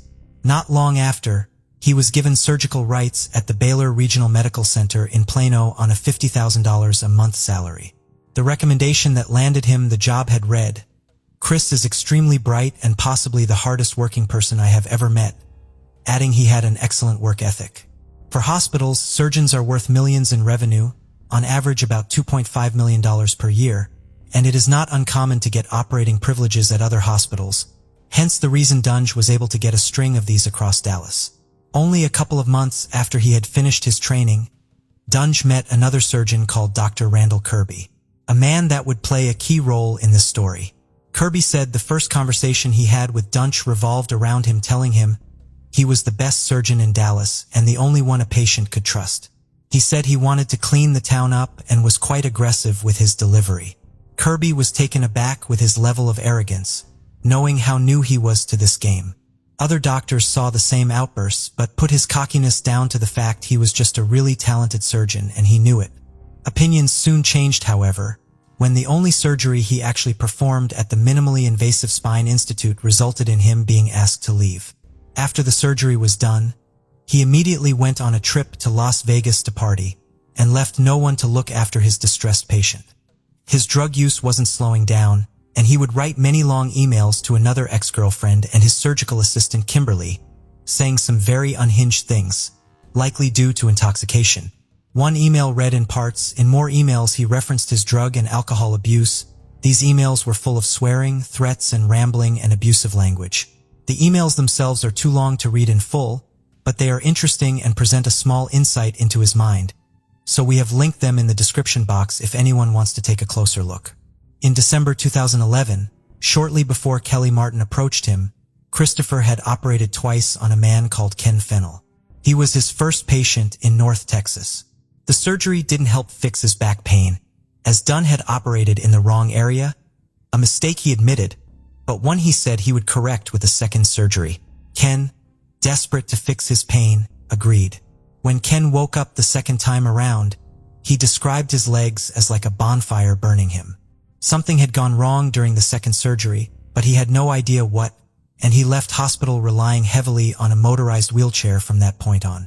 Dunch's next patient was Lee Passmore, and he was actually an investigator in the Collin County Medical Examiner's office. He had undergone back surgery once before, but his pain had come back. Without missing a beat, Lee's pain specialist recommended Dr. Dunch. The surgery was booked right away. A vascular surgeon called Mark Hoyle assisted with the operation. Dr. Hoyle watched in horror as Dunch began to cut out a ligament around the spinal cord that should never have been touched. Right away, Lee started bleeding so profusely Hoyle said the operating room was like a lake of Dunch. Not only left some hardware in Lee's spine, he also stripped the screw so it could not be moved. Unable to watch anymore, Dr. Hoyle said he blocked the incision area to try and stop Dunch from carrying on. "We need to talk about this," he said, locking eyes with Dunch. "That's dangerous. Even that attitude is dangerous. I've done 5,000 of these and I've never seen this done before." For the arrogant and careless surgeon, it was not enough to stop him. Hoyle said he left the operating room and vowed to never work with the surgeon ever again. Lee Passmore did survive the ordeal, but lives with chronic pain and has a lot of trouble walking and balancing. The next patient to have his life irreparably changed was Barry Morguloff. Spending his life unloading trucks, his back was now in pain all the time. The only recommendation he got was Dr. Dunch, but Barry wasn't sure. Nervous about getting surgery, and he spent hours poring over reviews about him and all his awards and accolades. Barry set up a meeting with the surgeon and clicked with him right away. He said he felt calm seeing how confident Dr. Dunge was. He said he was a very charming and disarming guy, a loving family man it seemed. "Phenomenal, great guy, loved him," Barry said. In January 2012, Barry was wheeled into surgery. The vascular surgeon assisting Dunch was none other than Dr. Randall Kirby. Dr. Kirby said of the operation, "In the spectrum of what a neurosurgeon does for a living, doing this procedure is probably the easiest thing that they do on a daily basis." Kirby watched as Dunch went right in without using the proper tools, grabbing at things that he shouldn't have been and haphazardly blundering around. Kirby argued with Dunch before changing tack and politely offering to take over the surgery, but Dunch insisted he knew what he was doing. Kirby left, but he was unable to shake this feeling that he had about Dunch and had had since the day he first met him. Barry woke up from the surgery in agony, a pain unlike anything he'd felt before. It would turn out that there were bone fragments that had been left in Barry's spinal canal. Another surgeon would later try and repair the damage, but Barry has to walk with a cane now, and his doctor said one day he will end up in a wheelchair. At one point, Barry was so depressed and sick that he contemplated taking his own life, believing it was the only way the mental and physical pain would end. Fortunately, his wife and children were able to pull him out of the dark place, and he began some intensive therapy. Dunge's childhood friend and now roommate Jerry Summers then approached him to perform a surgery on his back too. He had a herniated disc. The pair would often go out partying together, and Jerry even had access to Dunge's credit cards. To ask his good friend to do this simple surgery seemed like a given. The trust was already there, and Dunge was often talking about how highly in demand he was. But for Jerry, the dream situation would quickly turn into a nightmare.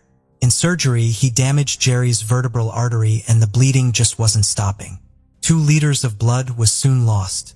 Dunge packed the area with so much anticoagulant that it squeezed Jerry's spine. When Jerry woke up, he said he couldn't feel anything. He had no sensation in either of his arms or legs and was now completely paralyzed. Would later require 24/7 round-the-clock care. Lying in the ICU, knowing that he was never going to recover, he turned to his girlfriend and said, "Kill me, I want to die." Dunge never once came to see his friend, see how he was, or even explain what had happened. In a depressed rage, Jerry told the nurses that Dunge had been taking cocaine the night before he performed the surgery. He later admitted he had just made this up. But knowing his friend and his drug usage, he felt it was fairly educated assumption. His claim was taken seriously, and Dunge was ordered to take a drugs test. The test would never happen, as Dunge claimed he got lost on his way there. He did pass a separate psychological evaluation, and just 3 weeks later, he was allowed to start operating again, but was instructed to stick to minor procedures. But after this, we come back to Kelly Martin's case. She would be his next patient. After Kelly died, officials ordered Dunge to take another drug test. This time, he took it. The first screening came back as showing it had been diluted with water, and the second, a few days later, was clean. Some while later, Lee, still struggling to work, was allowed to resign from his job at the Collin County Medical Examiner's office. But before he left, a fax came through that stopped him in his tracks. There were 2 names at the top of the first page, Kelly Martin and Dr. Christopher Dunge. He sat and read what happened to her, shocked at what he was seeing. The cogs started turning as he connected the dots between that and his own botched surgery. He went down a rabbit hole and found a few months that were not accounted for in Dunge's educational history.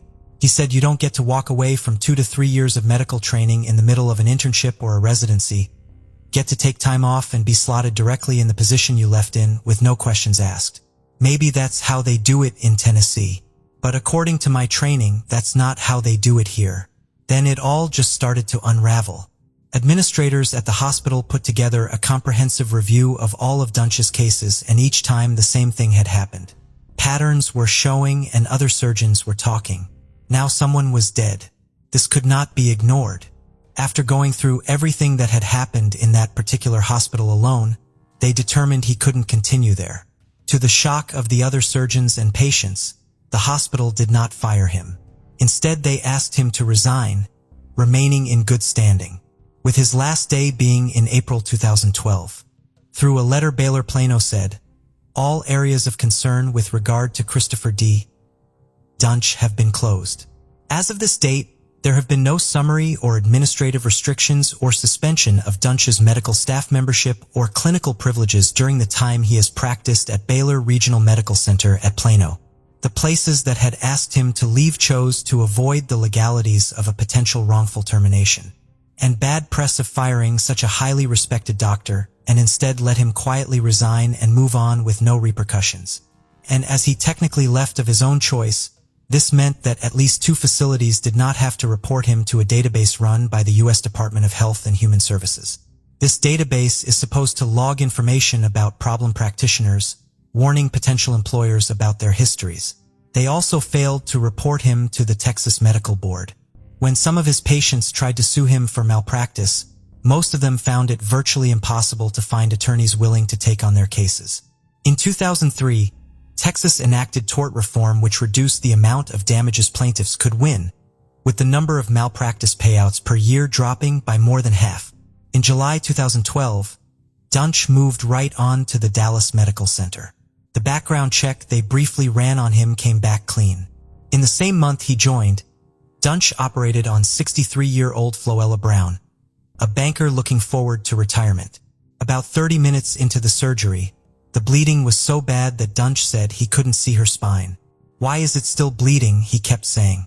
After a few scary moments, it seemed Duntsch had got it under control, but nurses in the room were concerned. Although Floella woke up and seemed fine, early the following morning she lost consciousness as pressure was building up inside her brain for reasons that no one could work out. She was in critical condition and it wasn't looking good. While Floella lay in the intensive care unit with doctors fighting to save her life, Duntsch was set to go into another surgery with 71-year-old Mary Ford. Mary was very active and loved working out, but back pain was stopping her from living her life. The surgery was very simple, easily mastered by most first-year residents. Before the surgery started, nurses spotted a hole in Duntsch's scrubs right at the back, showing he wasn't wearing underwear. One nurse, Kyle Kissinger, said he had seen the same hole for 3 straight days, and it was clear that Duntsch wasn't even changing his scrubs between surgeries. As he stared into Duntsch's eyes, he said he had pinpoint pupils and wasn't blinking. It was all very alarming.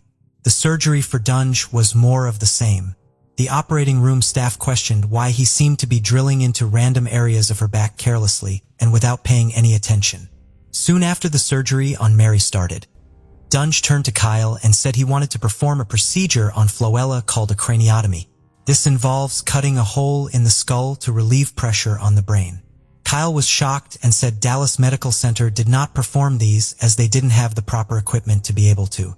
Other people in the room were agreeing with what Kyle was saying, trying to talk him out of it. Unfortunately, he backed down. Floella was moved to another hospital, but she never regained consciousness, and her family withdrew her life support a few days later. A neurosurgeon was hired to review her case and death, and would later conclude that Duntsch had both pierced and blocked her vertebral artery with a misplaced screw. He also found that he had misdiagnosed the source of her pain in the first place and was operating in totally the wrong area. This had triggered a stroke, which had ultimately claimed her life. Mary Ford woke up from the surgery, the same as the others before her, in total agony.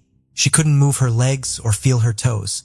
Dr. Robert Henderson, another important person in this story, was called in to look at her case. He was an extremely talented Dallas spinal surgeon with 3 decades of experience. He pulled up her post-op x-rays and the first thing he said was, "Some kind of travesty occurred." Mary was pulled back into surgery the next day with Dr. Henderson operating. There were 3 holes in Mary's spinal column where Duntsch had tried and failed to insert several screws. One screw had hit the nerves that control one leg and the bladder. Dr. Henderson then discovered that Duntsch had amputated on one of her nerve roots, for reasons Henderson called inexplicable. The surgery had gone so badly and was so botched, Dr. Henderson wondered if Duntsch was some sort of imposter, dressing up and pretending to be a surgeon. He could think of no other reason why this had gone so wrong. Mary Ford now relies on a wheelchair. She has never regained mobility in her legs. She said one of her biggest loves was sewing. She used to do it all the time, but as she can't pick up her foot, she can't do this anymore. "Pain is really my life," she said. Dr. Henderson was horrified and took his findings to the hospital administrators, and he and Dr. Kirby both started sharing stories. Dr. Kirby had operating privileges at over 60 hospitals across Texas, and wherever he went, someone at some point would come up to him with a story about Dr. Duntsch. Thanks to the fuss the pair kicked up, hospital officials told Duntsch he would no longer be able to operate at Dallas Medical Center. However, yet again, he wasn't fired or suspended. He was allowed to leave quietly. People were going in for the most simple, routine, and standard surgeries and procedures, and they were coming out worse than they went in, and in the case of Kelly Martin and Floella Brown, they weren't coming out at all. It had taken months and multiple catastrophic and fatal surgeries, but finally Dr. Duntsch was reported to the state medical board. However, this was not the simple fix surgeons like Dr. Henderson and Dr. Kirby thought. It would take almost a whole year for the board to investigate. All the while Duntsch was operating elsewhere. Things went quiet for a little while, until December 2012. Dr. Kirby was asked to assist with a woman called Jacqueline Troy. She had had neck surgery and was now battling a severe infection. Dr. Kirby found that the surgeon who had operated on her had cut her vocal cords and one of her arteries. "Is it a guy named Christopher Dunch?" he asked. He knew the answer already, and of course the answer was yes. Dunch was finally reported to the National Practitioner Databank. But even after the report was filed, Dr. Kirby found that another hospital had given him operating privileges. Although Dunch didn't realize this, Jeff Glidewell would be his last patient. Jeff, always an outdoors-loving man, had had a motorbike accident years before, and his back and neck had never been the same. He had come across Dunch in an advert that was showing the best neurosurgeons in the Dallas area. Despite everything going wrong for Dunch's patients, it seemed he was still the talk of the town. As a superstitious man, Jeff saw 3 black cats on the way into the hospital and said his gut told him to turn around. Reassured by his wife, they carried on for the surgery. Hours later, Dunch was nowhere to be found. 3 hours after the surgery was supposed to start, Dunch finally turned up in a cab, claiming he had a flat tire. His jeans were frayed, he was sweaty and disheveled, and Jeff said he didn't look at all ready for the surgery. His bad feeling grew, but he kissed his wife goodbye and went into the operating room. At this point, unbeknownst to Jeff, the state medical board had been investigating Dunch for about 10 months. During the surgery, Dunch thought that part of Jeff's neck muscle was a tumor and stopped operating on him halfway through. He cut into Jeff's vocal cords, punctured an artery, and cut a hole in his esophagus. Dunch used a sponge to stop the bleeding and stitched Jeff back up, with the sponge still inside him. Dunch came out and told Jeff's wife Robin he had found a tumor confirmed by a quick biopsy, and therefore he couldn't possibly carry on. But there was no tumor and there had been no biopsy. Robin went in to see Jeff in the recovery room. Jeff was so distressed he couldn't swallow and breathlessly mumbled, "Where's the doctor? I can't move my arm or my leg. Something's wrong. What did he do to me?" Dunch finally showed his face, and Jeff, now battling an infection as well, said, "I can't move my arms." Dunch replied, "Well, I don't know what to tell you about that," before strolling off. None other than Dr. Randall Kirby was called in to correct the damage, and at this point he was quite literally losing his mind. How did this keep happening, and when was it going to end? On a scale of difficulty, this was about a 2 out of 10 procedure. He said this was not an operation that was performed. This was attempted murder. It was like a crazed maniac procedure. Dr. Kirby went directly to the Texas Medical Board and Robin went to the police. The officer she spoke to said they didn't have the resources to file criminal charges against a doctor. She went back to Dr. Kirby, asking if she could contact the medical board too, and a statement was drafted. Jeff Glidewell would leave the hospital months later, partially paralyzed and with only one vocal cord. He has nerve damage in one arm and can only eat small bites of food at a time. But Dunch would again move elsewhere. In May 2013, Dr. Henderson and Dr. Kirby opened up their emails to find an invite to a Meet the Specialist dinner. University General Hospital was throwing an event to welcome a new neurosurgeon joining their team, Dr. Christopher Dunch. They simply couldn't believe it. This was Dunch's 3rd hospital in 18 months. Dr. Kirby said he picked up the phone right away and called the hospital to, in his words, raise holy hell. He then sent them a 6-page letter which read in part, "Let me be blunt, Christopher Dunch, Texas Medical Board license number N8183, is an impaired physician, a sociopath, and must be stopped from practicing medicine." In the letter, Kirby told the hospital they could either address it and do something about it, or he would be calling every media outlet in Texas. With so much talk in the medical community and between family members, the stories were traveling fast. An article was published about him online referring to him as Dr. Death and quoted Dr. Kirby and all of his findings. Dunch took to the comments section to threaten Dr. Kirby if he kept talking. But in this case, there was no such thing as bad publicity because finally in June 2013, Christopher Dunch was suspended and ordered to stop operating.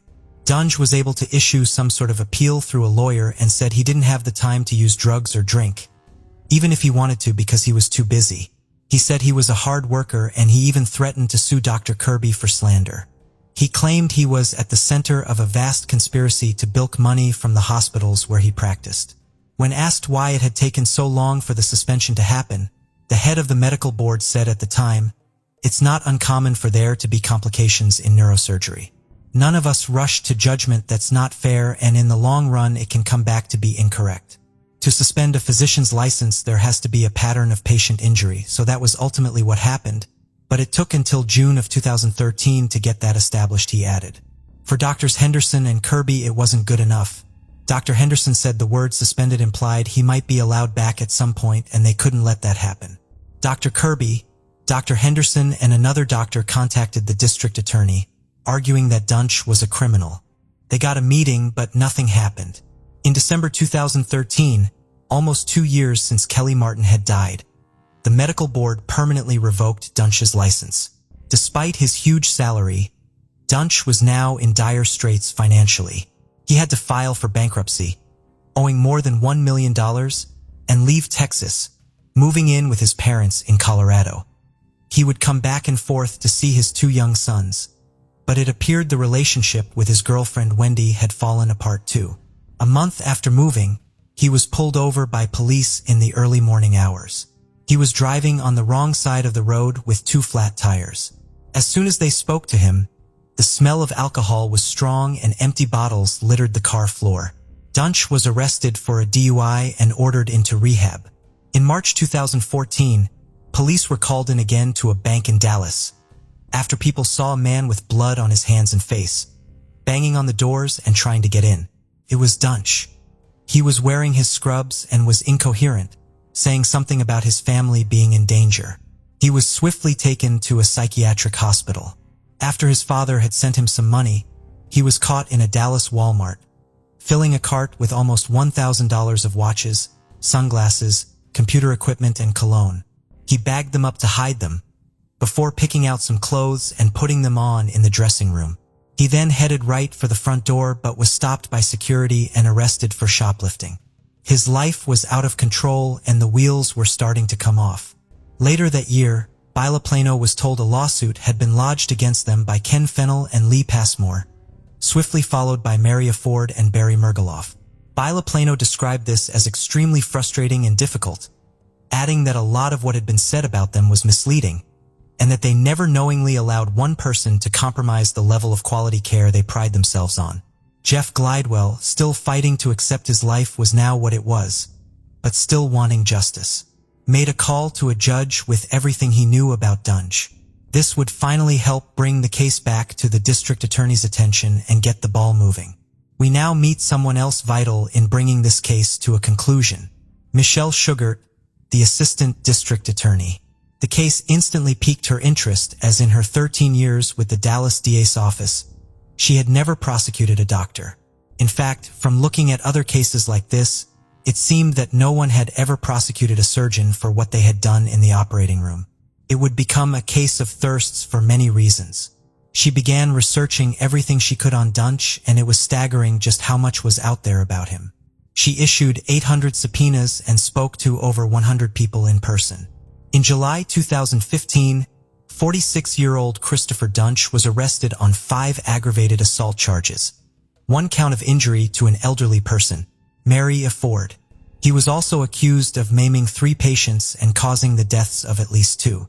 He was taken into custody and denied all the allegations. He was officially charged and pleaded not guilty. In Texas, the charge of injury to an elderly person carries a potential life sentence, but there were only 4 months left before the statute of limitations ran out.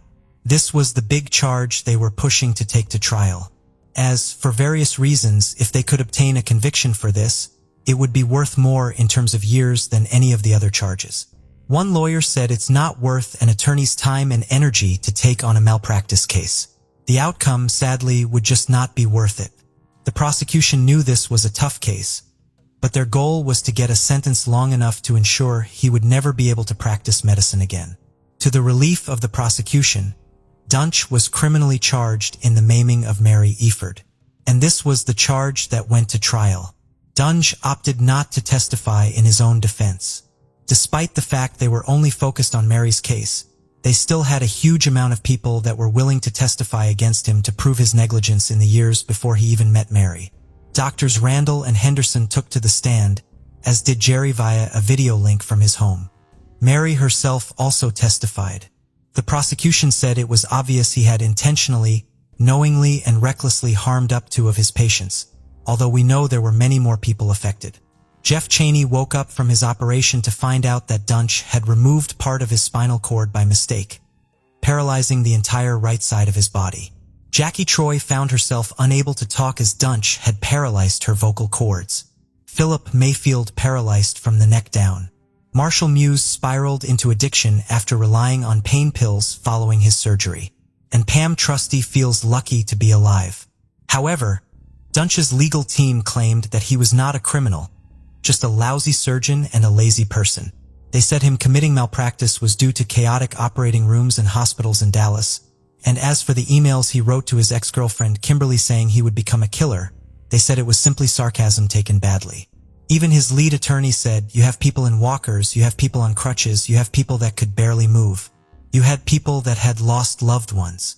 You had all sorts of things that had gone wrong. Before we even get to Mary, you can see that it's going downhill.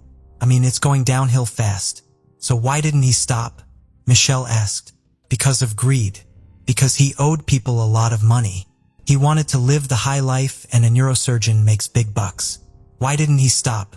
Because he had no conscience. He doesn't care what he has left in his wake." In court, Duntsch was calm and collected. His lawyer later said he truly and honestly thought he was doing a good job, and this all seemed shocking to him. He said until the experts started speaking, it seemed he was clueless as to the damage he caused. The jury took just 4 hours to return their verdicts. In July 2016, he was found guilty of 1 count of intentionally or knowingly causing serious bodily harm to an elderly individual. Duntsch's family begged for some mercy when it came to the sentencing.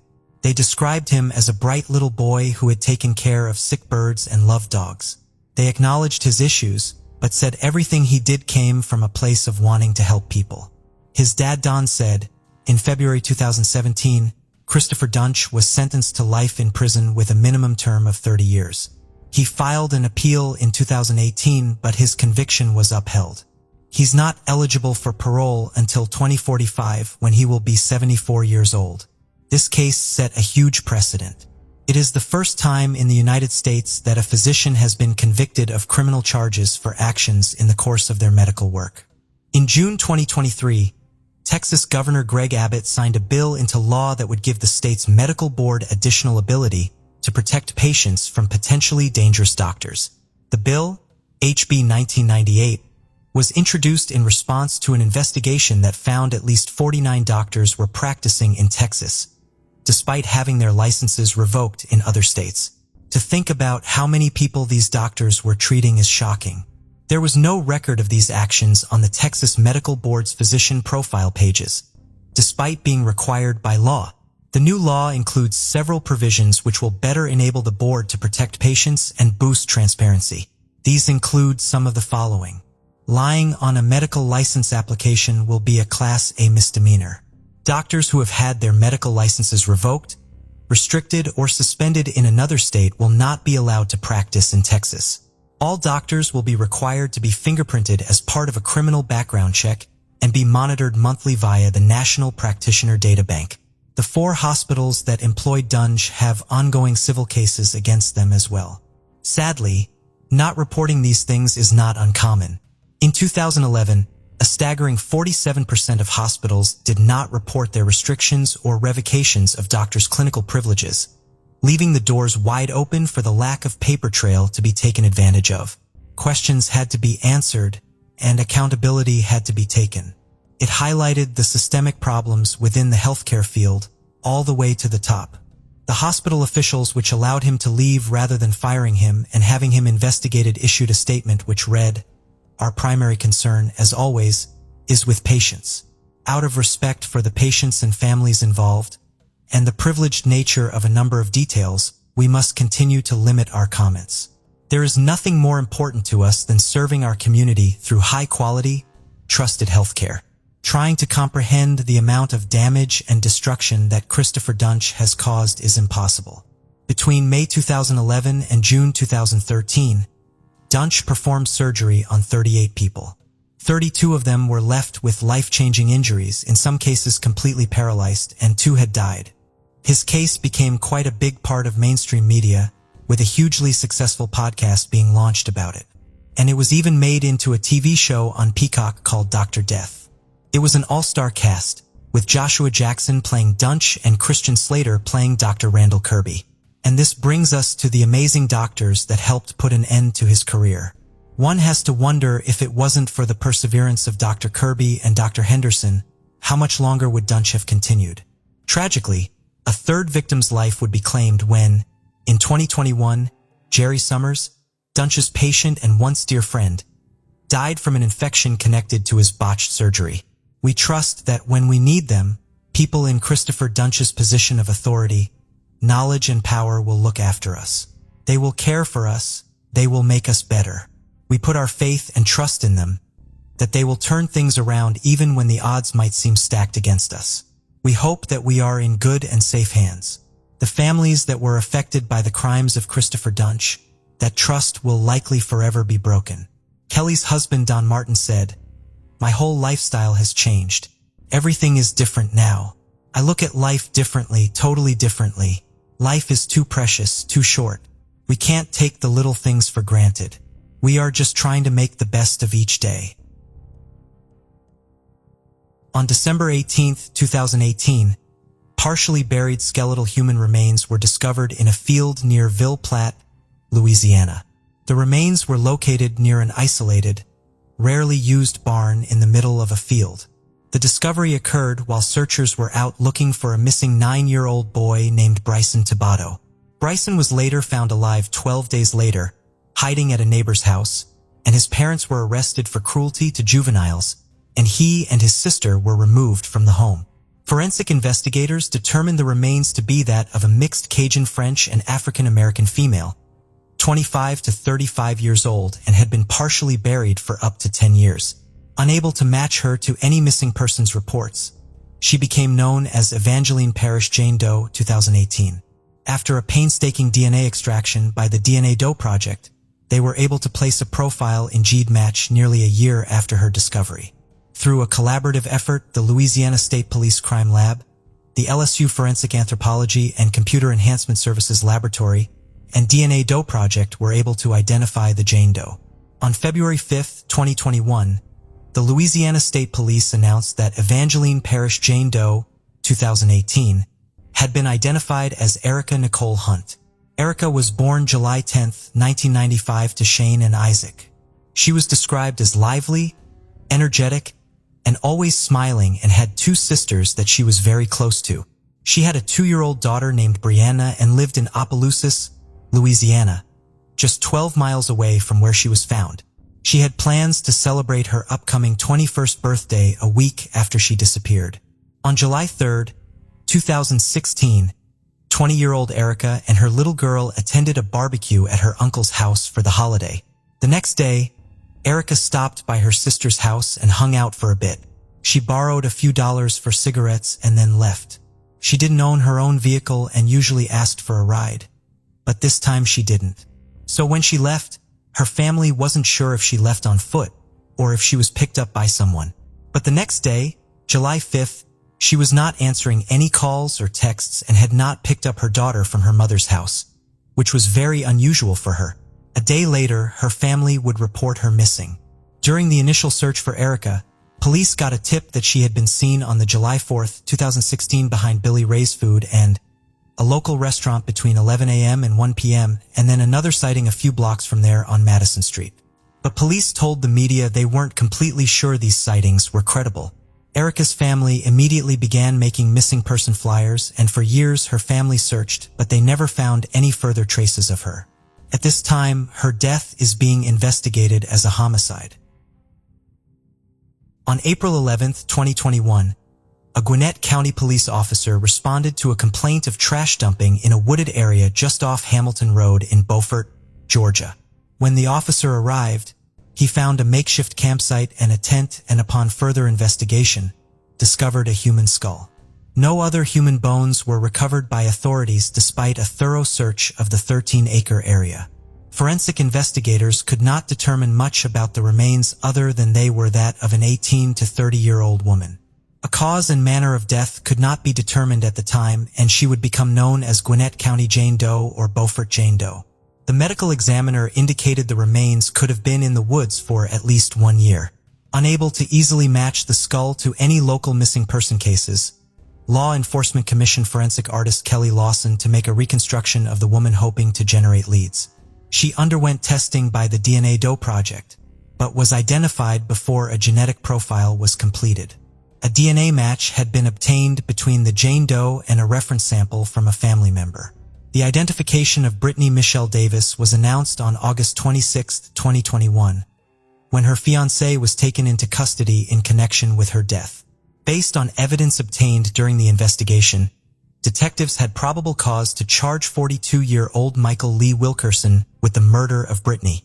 The couple had been living together on McDaniel Avenue in Greenville, South Carolina, when she went missing.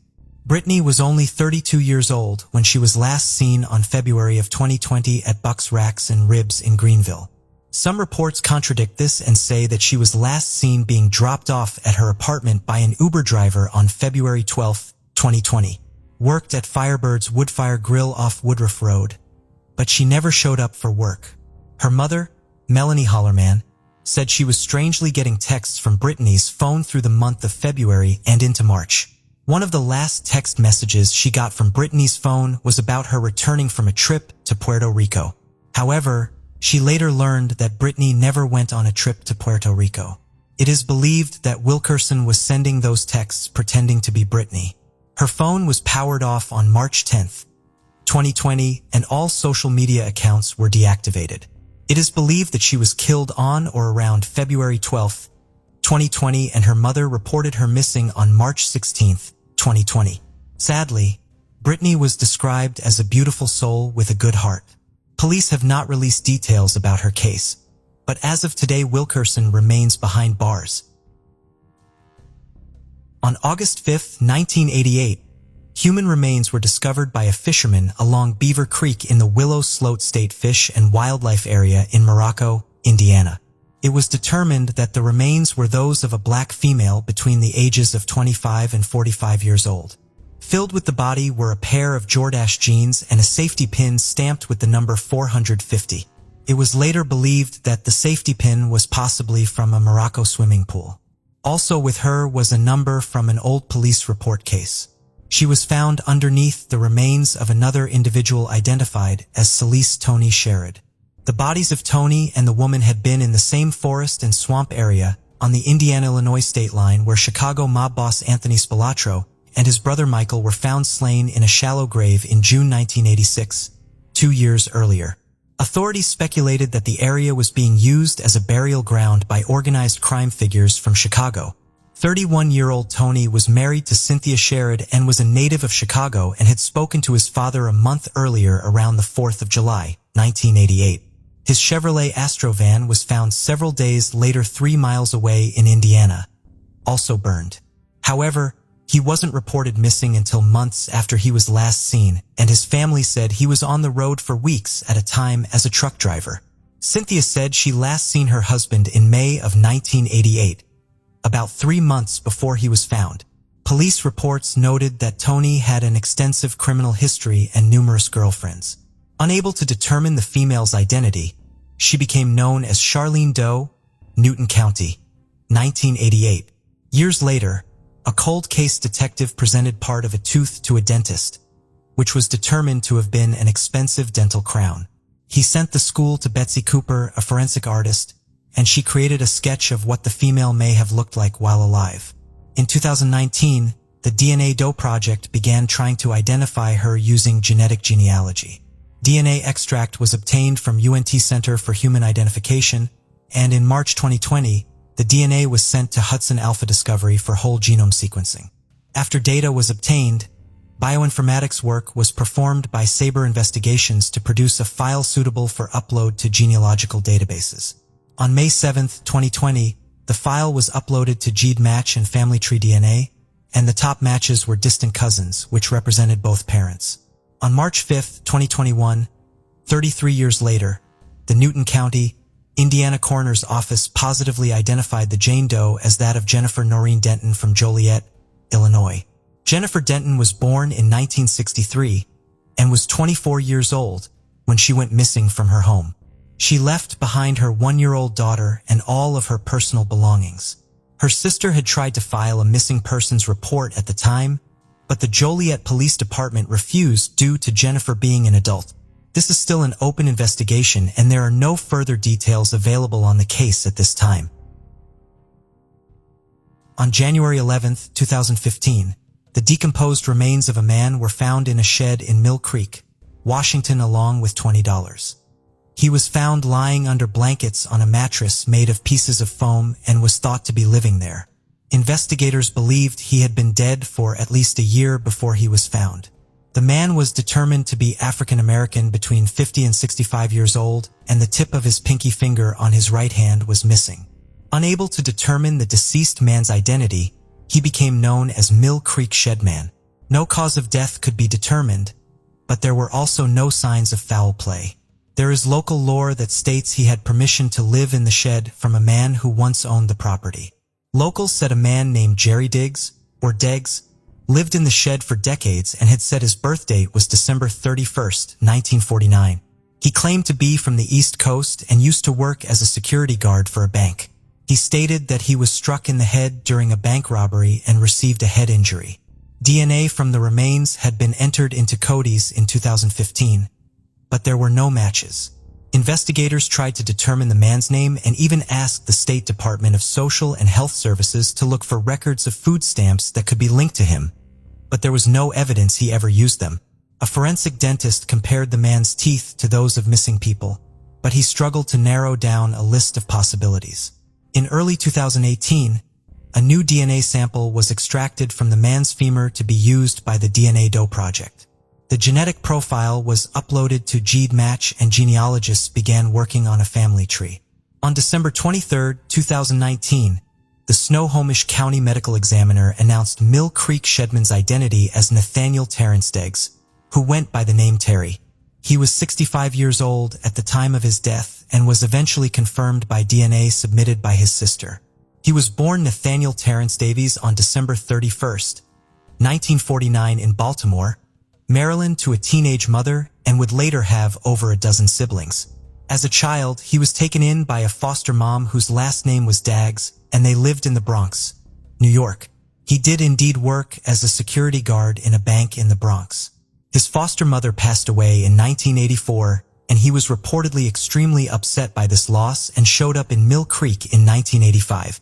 His family searched for him over the years, and it's unknown how or why he ended up in the isolated area. The story goes that a dentist from Mill Creek found Terry emaciated and staying in a falling-apart barn near his home in the 17,500 block of Bethel Everett Highway in October 1985. However, he became known as Jerry instead of Terry. He began living in the shed about 200 feet behind the man and his family's home and sometimes cooked for them. He became reclusive, rarely venturing out from the shed. Years later, in 1996, another man began renting the home and was aware of Terry living in the backyard shed. He said Terry often made childlike sketches of his surroundings and appeared kind of slow. He said he would bring him plates of food on the holidays. He said one day a small fire broke out on the roof and firefighters would no longer allow him to keep his wood stove. So the homeowner gave him an electric skillet and a small heater, and ran the power cords out of his home business. Often ate potatoes and lived off the 6 acres picking fruit from the trees. The homeowner eventually moved out, and after that, Jerry was often seen walking along the nearby highway. Police had talked to him several times and had written his name and date of birth down at least once. Initial testing by DNA Doe Project was unsuccessful, so they attempted a second round of sequencing. Paid for through fundraising efforts, which was successful in extracting a usable sequence. The results were uploaded to GEDmatch, and fortunately, a woman had uploaded her DNA to GEDmatch and opted in to share with law enforcement. It turned out she was a match, and she was identified as the man's half-first cousin. Genealogists were able to build a family tree, which revealed that she and the unidentified man shared a grandfather. Through her, the DNA Doe Project team continued to reconstruct the man's family tree and found his half-siblings. His sister provided details about the man's life, confirming the link to the man living in the Mill Creek shed. His sister said she did have a brother called Terry and his real name was Nathaniel, and his family hadn't seen him since the late 70s to early 80s. The family had hired a private detective at one point and tried their own internet searches. In public records, the name Terry or Jerry or even Nathaniel Deggs are difficult to find. One relative had his social security number, but it proved to be little to no help. His birth certificate still has not been found, and that particular year was missing in Baltimore's public records when investigators went looking for it. One obituary of a brother in 2017 listed him as a survivor and called him Nathaniel Davey. Another obituary gave the last name Davis. Since then, some family members have suggested it was a combination of the two. In spite of the confusion, if his siblings hadn't published those names, researchers would still be guessing according to the genealogist. The DNA Doe Project volunteered over nearly 2,000 hours in search of the name, affixing thousands of branches to hundreds of family trees. Once the genealogist had the half-cousin's name, she was able to discover pieces of his ancestry which led her to the obituaries and ultimately to his real identity. The family has made plans to move Terry's remains closer to New York.